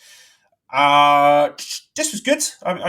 I'm not a huge fan of the no DQ matches, to be honest. I feel they're sort of very clunky and sort of labour from spot to spot and don't have much connective tissue. So it's not my favourite kind of match, although they did get into it in the end. They had me going in the closing stretch there. That was really good. But Why do they feel not the to need? big taste. Yeah, I'm with. I'm sorry. Well, I feel like I'm cutting you off. It's like they're contractually obliged to have some sort of gimmick no disqualification match on every strong show. They feel for some reason this is what American fans want. Maybe they're right because everyone seems to have loved this match. Yeah, I mean, I didn't hate the match, but yeah, it's like It's good. It's a good match. They could definitely just have a great match. You know, like, I don't think everything's got to be a fucking street. Like, oh god, if I see, it is the most tired thing in all of pro wrestling. I think at this point. No, there is another thing that is even more tiring than we're going to run a show in. How many Philly street fights are we going to see come Wrestle Kingdom week in Philadelphia? Every fucking promotion. I'll tell you what. Can I give some advice? Stop it with the Philly street fights. Just because ECW was here doesn't mean everybody's has to have we don't need it anymore. Can we just stop it with that? Enough already. Jeez Louise. Christ almighty. They could have just had a regular match and it would have been fine. And that being said, still 2 guys in the ring. They're both great. So what did we expect? Both of them are stars. But yeah, the one thing that did ring true, though, fucking Jon Moxley, man. If it's a New Japan ring, he ain't fucking locking down. That's for sure. Boy, oh boy. A couple of interesting things in the fallout here. So first of all, I'm just going to throw this one out there. Something to file away at the back of your mind. Yes. Shingo and New Japan Cup. Just throwing that out there. Okay. I don't know who the champion will be from Sakura Genesis. Could be Sonata. Could be Naito. Either way, well, assuming it is Naito who's still champion. Please God almighty. They don't tend to do the intra-faction matches. But Shingo winning New Japan Cup.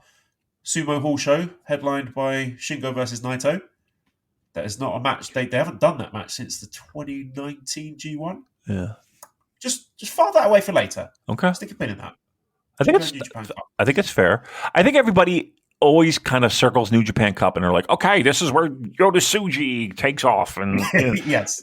Yeah, there's about 15 people who people are like, yeah, this is where it happens. Right. It's like, Shingo makes some good sense. Yeah. I mean, I like it.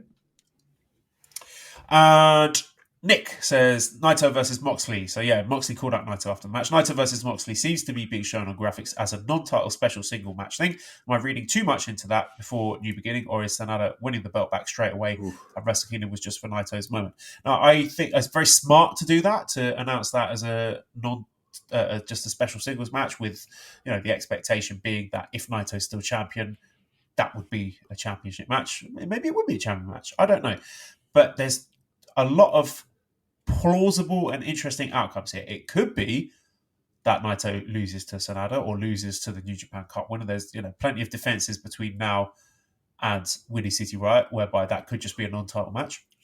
Could be Naito is still champion and is defending his IWGP World Heavyweight Championship against Mox there. Could be that Mox wins it. Can't rule that out either. Wow. Mox winning the IWGP World Heavyweight title. He'll hold it forever. That's for sure. Yeah, it will be Okada's record. You rank those possibilities there. So either Naito has lost the title by the time that match comes around, and it's just a non-title match. Naito is still champion and successfully defends against Mox, or Naito is still champion and loses it to Mox. Okay. Well, I'm going to throw something out here that was only shared in the deli, as we call it, there on our Discord, that you can't get access to unless you find a way to charm Joel. And even by sending me a receipt of a donation on Red Circle and proving you're not a twat. Yep. But I was told by a rather reliable source that Sonata worked that match with a torn pectoral muscle, and as it was described, ripped off the bone, which is crazy when you think about it. Number one, just making his way and powering through that Wrestle Kingdom match. But then New Japan following it up with, yes, you're going to work the next tour, and you'll have a rematch. And that was the craziest thing that I questioned. Like, well, they're going back. Why? What's going? Is he going to, like? How is he healing from that? But pro wrestlers are going to pro wrestle.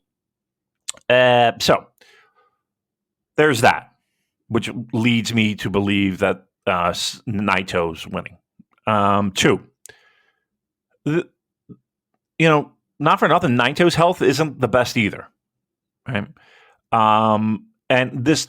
Sorry, can I just jump in and say Naito did add a caveat for their match at New Beginning that he said the loser is not allowed to participate in New Japan Cup, which could be a nice convenient way to get them both on the shelf so they can have a little rest. There you go. Okay, nice. Sounds like it, right? Nice little pro wrestling way out of it, right?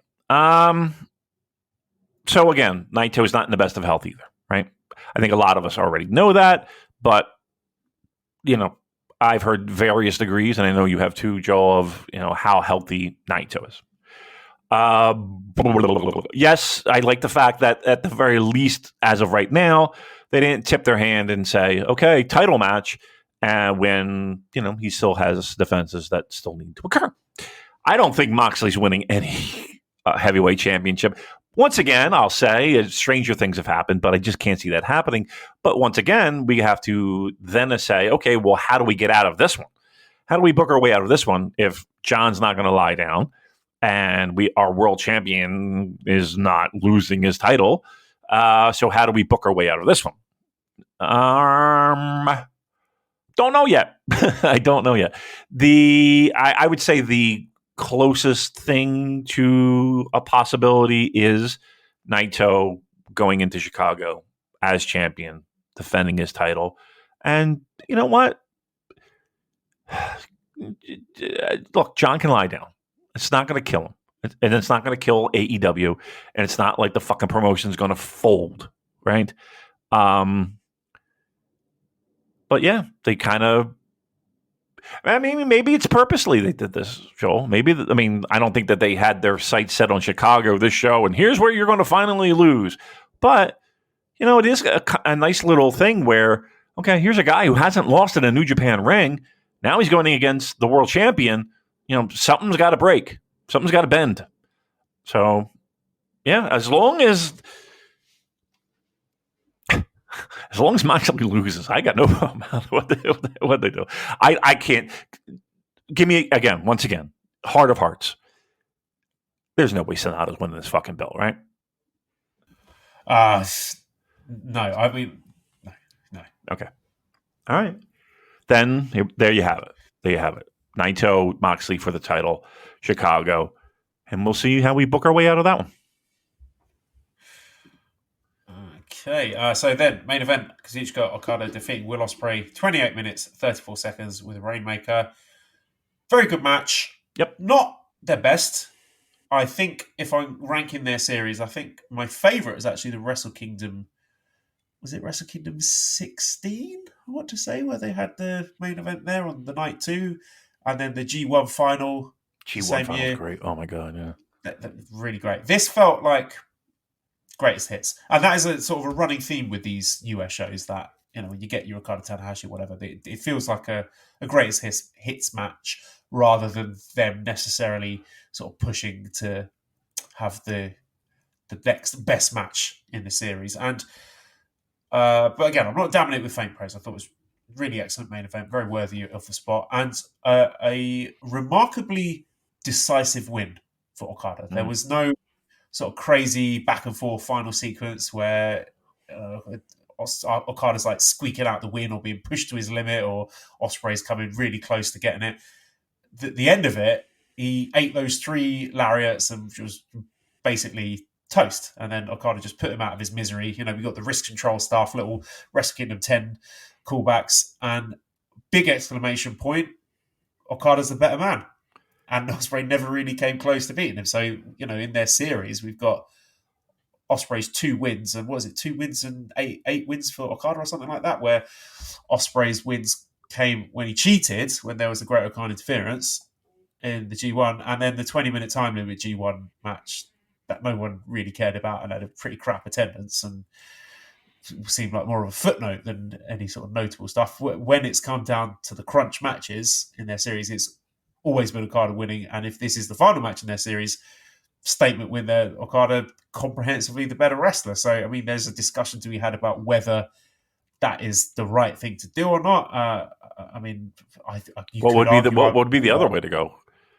Well, I mean, some people have said like, they should have given at some point Ospreay the big win, like let Ospreay have he's leaving to win the G1. Well, yeah, this is what I'm saying. I think New Japan have been vindicated in not giving Ospreay that big Wrestle Kingdom main event win or G1 win because he's leaving. Right. And I don't think giving him one of those wins would have made him stay. I don't think them not giving him that win has hurt his star power in Japan because the Japanese fans seem to adore him. So I think they were right not to give him that spot, and they're right to book it like this. I would not have booked the end of the Ospreay run like this, with his final two matches being a 10-man cage match and putting over a young whippersnapper Kazuchika Okada. I would have had it differently. I would have had him putting over a younger guy. But I can't argue with the outcome here. No. Yeah, dominant win in the feud for Okada. What do you think? Yeah, look, nobody knows what the fuck's happening with Okada at this point, right? So I think it's safe to assume that if he's there, he's not losing. And we wanted Will to fucking put over everybody he could on the way out, to be quite honest. No, why would I don't understand why anybody would put come on. I'll tell you what, but no more whites in New Japan. No whites agenda. Wow. No white wrestlers should ever win anything Lord. ever again. God Almighty! Come on. Listen, we get it. We don't have the best history in the history of the world, but can we have a win in New Japan, please? I'm going to give you my least favorite thing in pro wrestling now. You ready for this? I actively hate the hug at the end of a match between two guys who apparently didn't like each other and had something to prove with each other. Like this thing where everybody's got to hug each other and sob on each other's shoulder, and I'm so sick of it. It is. Oh, I didn't mind it. Oh, enough already. Can stop. I had a rather large discussion of pro wrestling to someone who is within the confines of the business. And we were talking about the idea of what we do and how convenient it would be if promotions kind of worked with outlets like us and others for information and to verify information and stuff like that. And some of the feedback I got back was kind of like, that's okay. I don't know what. Like the idea of pro wrestling still having to be somewhat of this cloaky mystery behind closed doors and behind the curtain thing that is an element of pro wrestling, right? And I'm like, okay, I don't know if I necessarily agree with that in 2024. Like it's not 1976, but okay. And then like a promotion does some stuff like this. You know what I mean? Where these guys, correct me if I'm wrong, but didn't Will Ospreay turn on Okada to form? Yes, you know what I mean? He did. I don't know if you watched the backstage comments afterwards. There was a really heartfelt, a sort of strangely understated promo from Ospreay where he was talking like genuinely from the heart about how grateful he was for Okada, who basically had just looked after this kid when he come over to Japan. What was it, 2016, I want to say, and made sure he was well looked after, and if he needed a doctor, an English speaking doctor, he made sure that was all organised for him, and it was always checking in with him and making sure that he was all right. And I think that's what we saw at the end of that match. It was just gratitude for him towards someone who has basically been outside of kayfabe and to some extent his big brother, and has looked after him during a time in his life when there was a lot of upheaval and turbulence and done right by him. So whether or not that should be what is presented in the zany world of pro wrestling, where they're trying to sell drama for fake fights, that's another conversation to have. But I appreciated it as just a little sort of insight into the relationship that they had as men. Okay, and I appreciate that too. I like that. That's fine. I think there's what I guess my question is this: what do you want me to do? Because we do this show for a select audience, right? Let's be truthful, and we get it. I feel like we get it. But so how do you want me to react? Like, is this what you want me to? Because I'm in. I got no problem with saying, okay, these two guys have the highest amount of respect for each other, and yes, the whole backstory, what you just described, that was described in that interview. Okay, I get it. I'm with you. So, but like, how do you want me to balance that between? Okay. You know what I mean? Like, where is that? I understand that pro wrestling right now is this blurred thing. The line is, but like, you can't have it. Can you have it both ways? I guess is my question. Like, can you have it both ways? And look, I'm not saying we go back into the dark ages. It's impossible to do. The cat's already out of the bag. Like, it's like we can't go back in time. But in the same breath, don't expect us to kind of turn off our brains. And I don't like pro wrestling so fucking weird. You know what I mean? Like that's, I guess that might be the biggest problem I have is like, what do you want me to do? How do you want me to react? When do I turn off my brain and say, oh, this guy hates this guy and he's challenging for the title? And between that and, okay, these two guys are fucking incredible pro wrestlers, and let me just sit back and enjoy the fucking spectacle. Like, what am I supposed to do?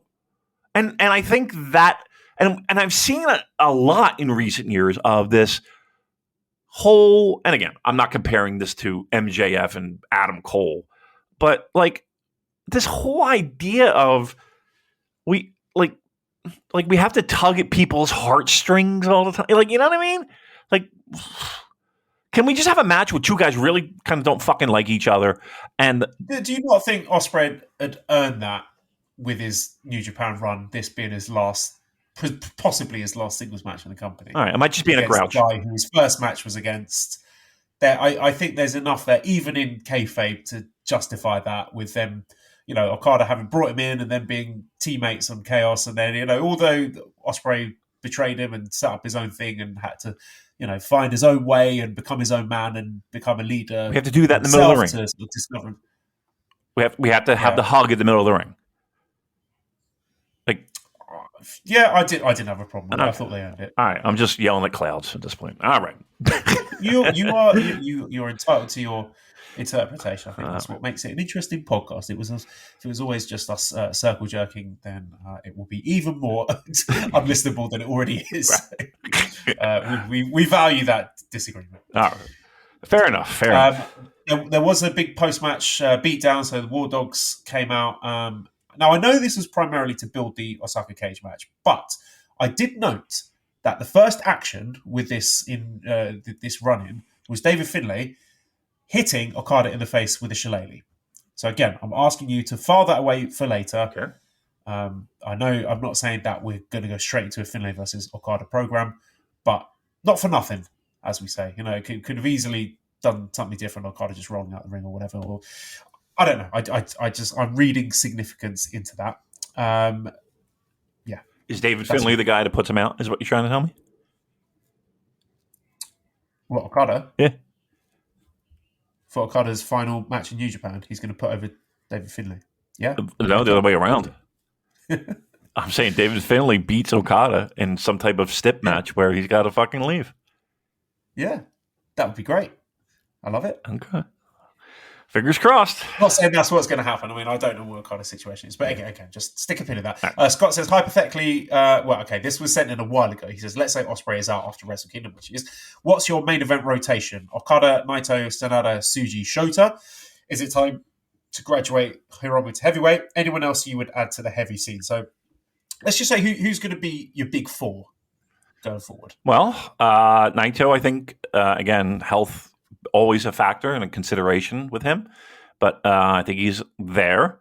Look, I don't know what's happening with Okada, but if he's staying, he absolutely is in that mix without question. I think Zach is one of those guys that needs to take even a further step up. Look, I don't want to put any of the four Musketeers in the mix because we all know it's happening. We just, are impatient and we don't know exactly when. But I would hope that's sooner than later. But of those three guys, they're definitely in the currently. Hiromu's I can't see being a heavyweight. I'm sorry. I just think and I said it last week. Nobody complained about Liger being the ace of the junior heavyweights for years. And yep, he had a couple little tastes of heavyweight action throughout his career, but he's always a junior. And I'm sorry, I don't see Hiromu being a heavyweight unless they completely disband juniors. Just don't see it happening. And then, I mean, I would say Shingo, but eventually that's going to run out of gas. He's not 20 years old either. It's amazing what he's able to do. But I say that now, but you look at guys like Minoru Suzuki, who, before more recent times, he was a guy that was a little up in age and able to go. Let's leave it at those three. Let's leave it at those three for now. I think that's a good mix. Multiverse A says, other than the production botch with Jeff Cobb's nameplate under Riddle, thus really the surprise, Battle was a pretty great show. Are you in favour of more Perry-like excursions, for lack of a better word, and in the future, will Damon be going to Windy City Riot? I have no plan. I have no money. There's nope. No, I will not. Unless things really change. And plus, I have a destination wedding to go to in March, late February, March, and I truth be told, I don't know how I'm doing that. And it's something that I got to go to, and I want to go to, but I just don't know how I'm pulling that off. So that being said, unless a miracle occurs, I can't see me being in Chicago. Marky says New Japan are already advertising 2 big matches for the Chicago show in April when delaying match announcements have hurt them forever in the US. Is this a change with the new leadership of Tanahashi and co? How much of this do you think we can attribute to our new president? Well, like I said a few times, I mean, it's my understanding that he's not sitting there with a bunch of Excel spreadsheets balancing the budget. But I do think that he's slowly going to take more of a leadership role. I think where we are now is that he is a voice in the promotion that has ideas, and I'm sure that he's contributed those ideas in the past.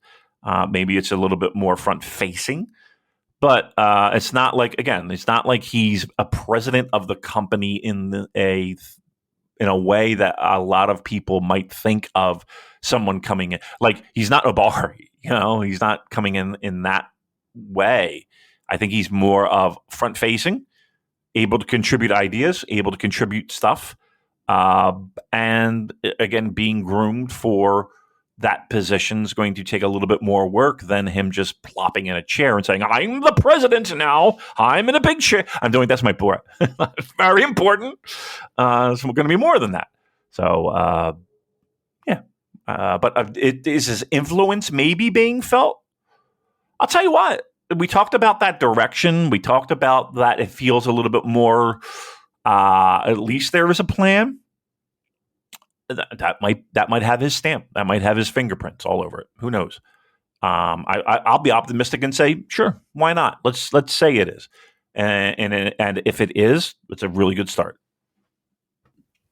I wonder if this might be affecting the AEW relationship. Andrew says, if Danielson goes 0-2 in New Japan in 2024, will that put you in a more positive mood about the AEW partnership? Booze, this is a really old question, but she said, isn't discussion about Tony Khan hoovering up talent just history repeating? Isn't this the same discussion we had during the heyday of Triple H, NXT, and WWE going after the indies? So I think it's a good chance to sort of touch on the AEW relationship because I am more enthused by what I've seen in recent months. It's looking a lot more balanced, a lot more healthy. I've enjoyed the contributions that the AEW talent has made to New Japan. I think things like Gates of Agony in World Tag League was a net plus. I thought, it's the booking seems to be a bit more even-handed. I don't feel like this is AEW guys steamrolling New Japan guys when it comes to wins and losses. And I really feel at the moment that partnership seems more equitable and is lending more value to New Japan in recent months. Again, I don't know if that is because of Tanahashi. That's just pure speculation on my part. If it is Tanahashi in those meetings with Tony Khan physically intimidating him with his large muscular tits, that's my theory anyway. But I want to give a thumbs up to the relationship at the moment because I think it's doing some good stuff, and stuff like what seems to be Jack Perry having his excursion in New Japan. Let's see where it goes with that. There's some unknowns there. It's always like when Arsenal sign a new player, and I watch like the YouTube compilation, I think, I project like the best possible version of future events. I think, this is going to be amazing. This is going to be the game changer. So I'm optimistic with everything. I think it's just looking like more of a healthy working relationship than it has done in the past. And with Boozer's point about hoovering up talent, I think Tony Khan is smart enough not to kill that golden goose. Like, I don't think it benefits him to, for example, start hoovering up guys like Gabe Kidd and Alex Coughlin and Clark Connors when they're not established names yet in New Japan. If he is interested in those guys, the smart thing to do is to sit back and let New Japan get them over and build them up as stars, and then come in and be like, hey, you want to come and work a few dynamites? So, again, that's not something I'm terribly concerned about at the moment, and I'm more positive on the relationship. Yeah, look, I feel like it changes very often in the sense where you kind of feel, when I say you, I mean we kind of feel, that it's hot, it's cold, it's beneficial, it's not beneficial, and I think that it'll always be that fluidity to it. There's going to be things that we like, there's going to be things that we don't like. There's going to be times where it feels more New Japan advantageous, or at least a leveling of a playing field, and there's going to be times where we're like, we're getting fucked in the ass, right? I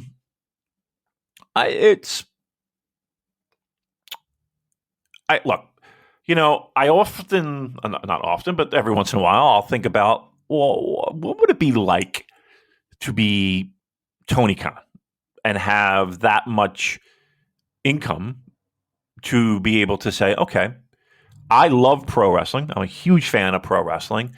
And, I don't want to compare it to this, but it's like he's playing a football manager. And he sees the blue chippers and he sees the available free agents.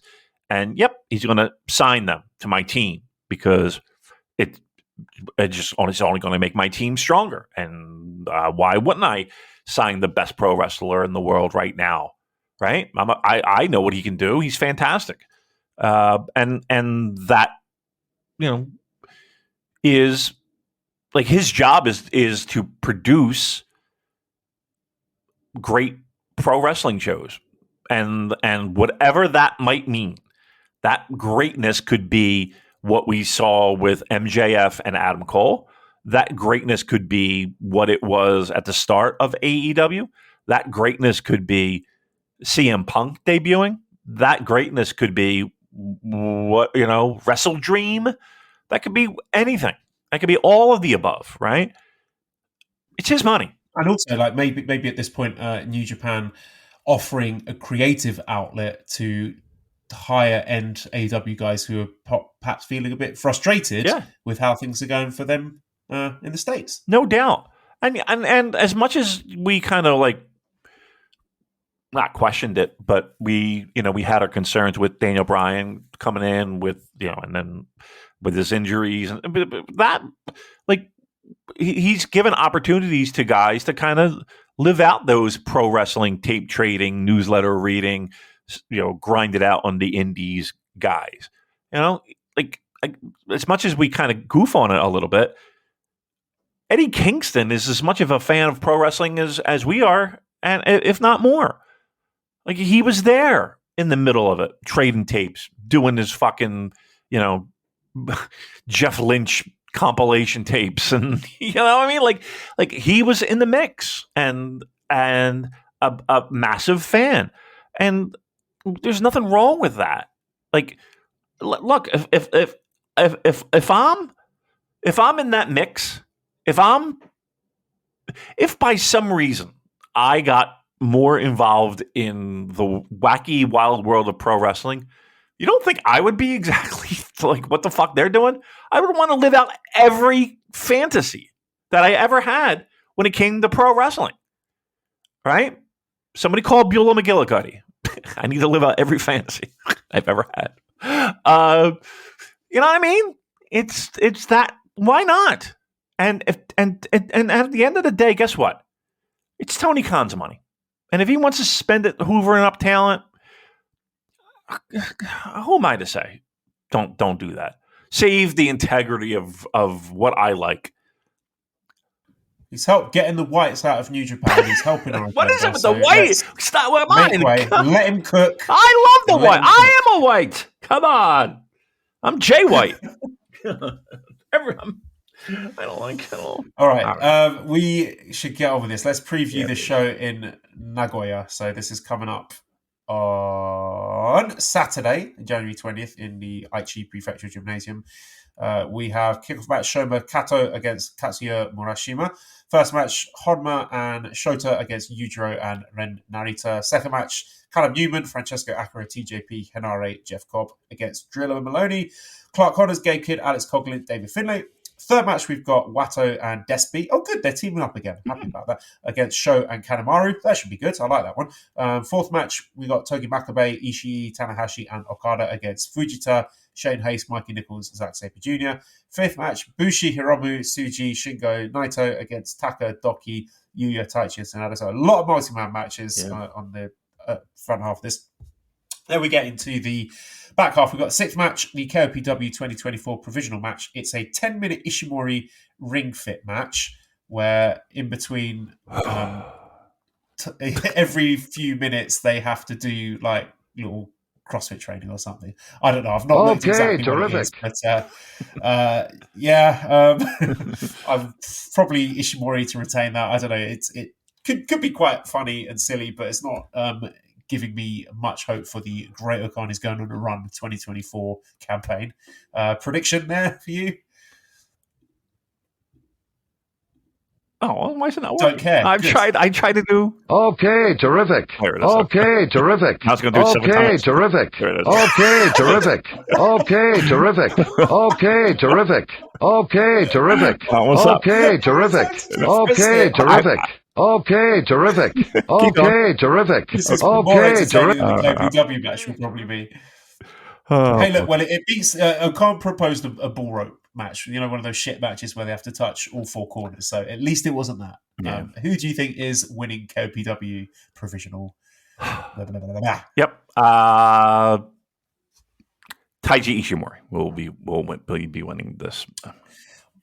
Why not? Yeah. Seventh match is okay. So this is they're only defending the strong openweight tag team championships here. So this is ELP and Hikuleo defending against the challenger team, Chase Owens and Kenta Stinky. Yeah. Wowzers.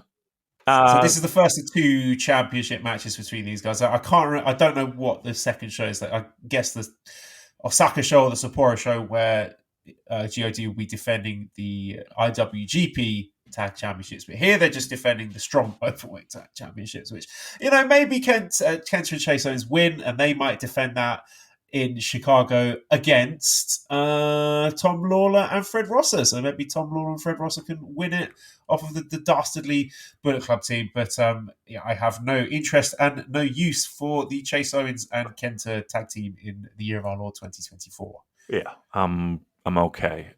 You know what I didn't know? I didn't know Kenta. Does Kenta live in Seattle now? I think so. I think he's in Florida, isn't he? That's what I thought.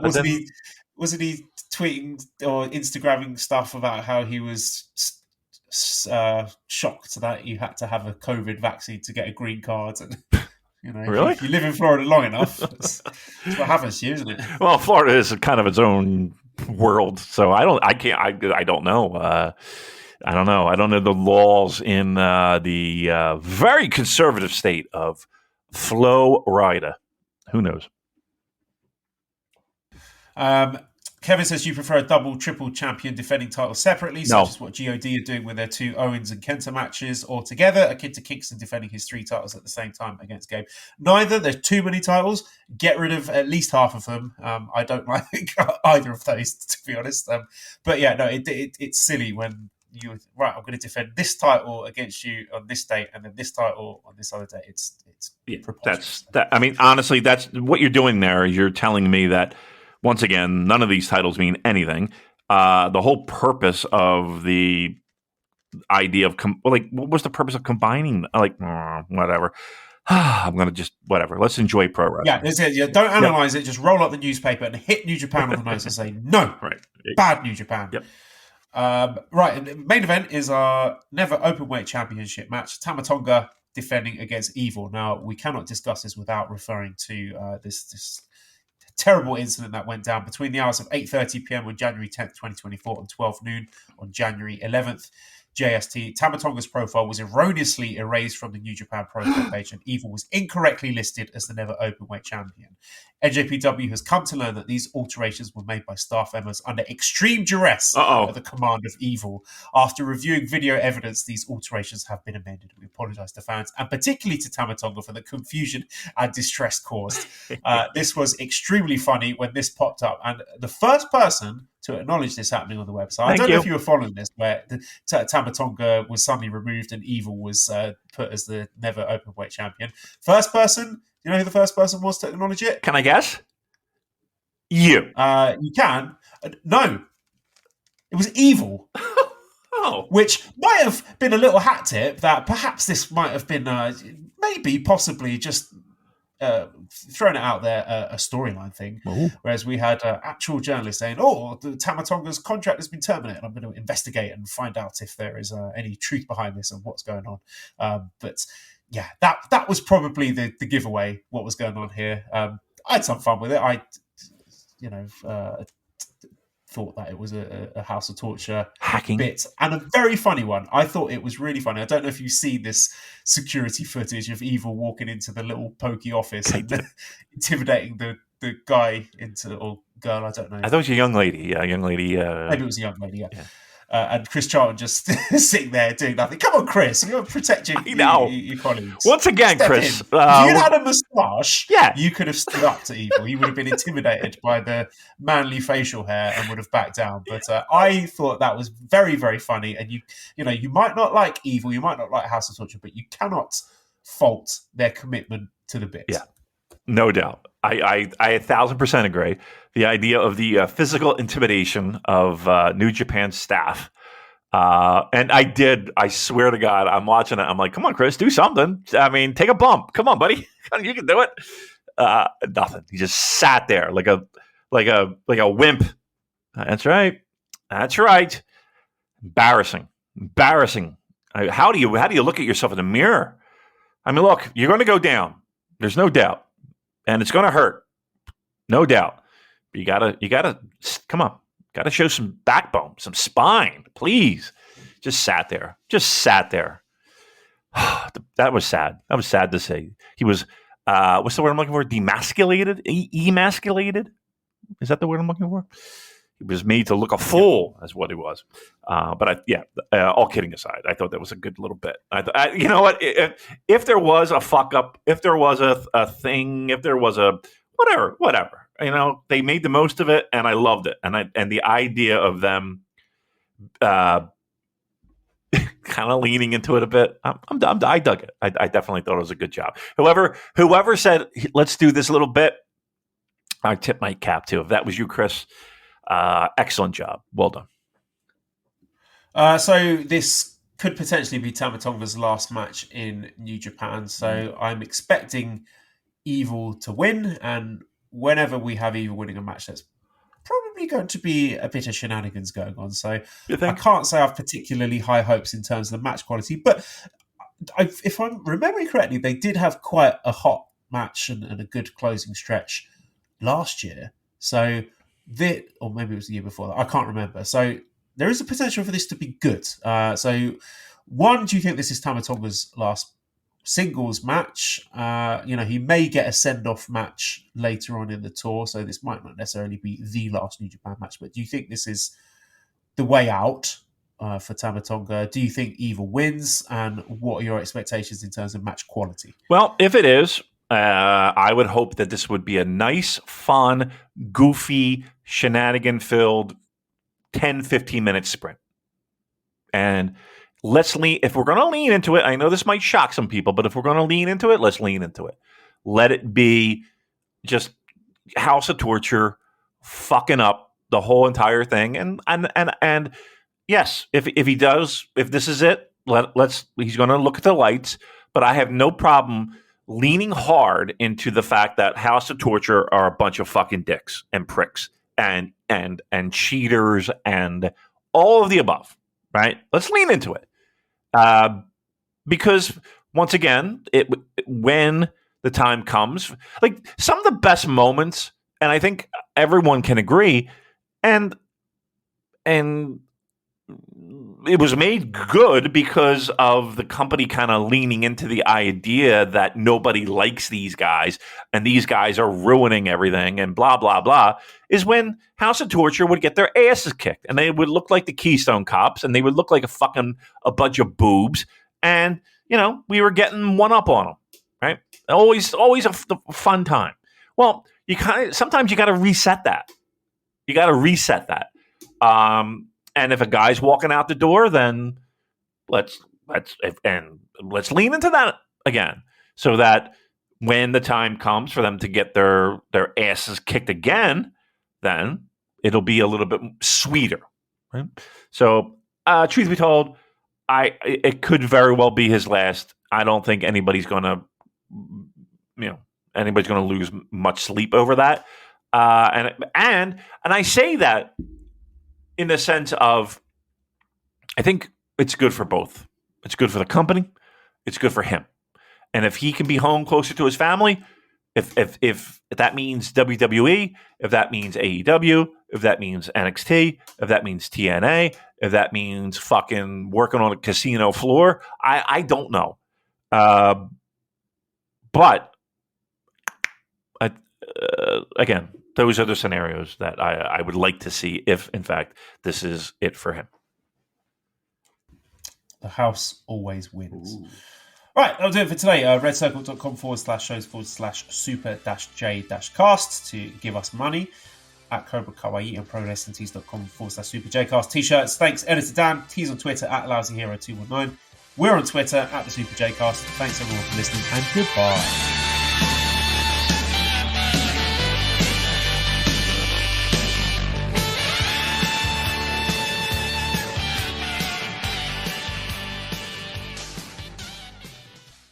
Hello everyone, my name is Taylor. And I'm Kelly.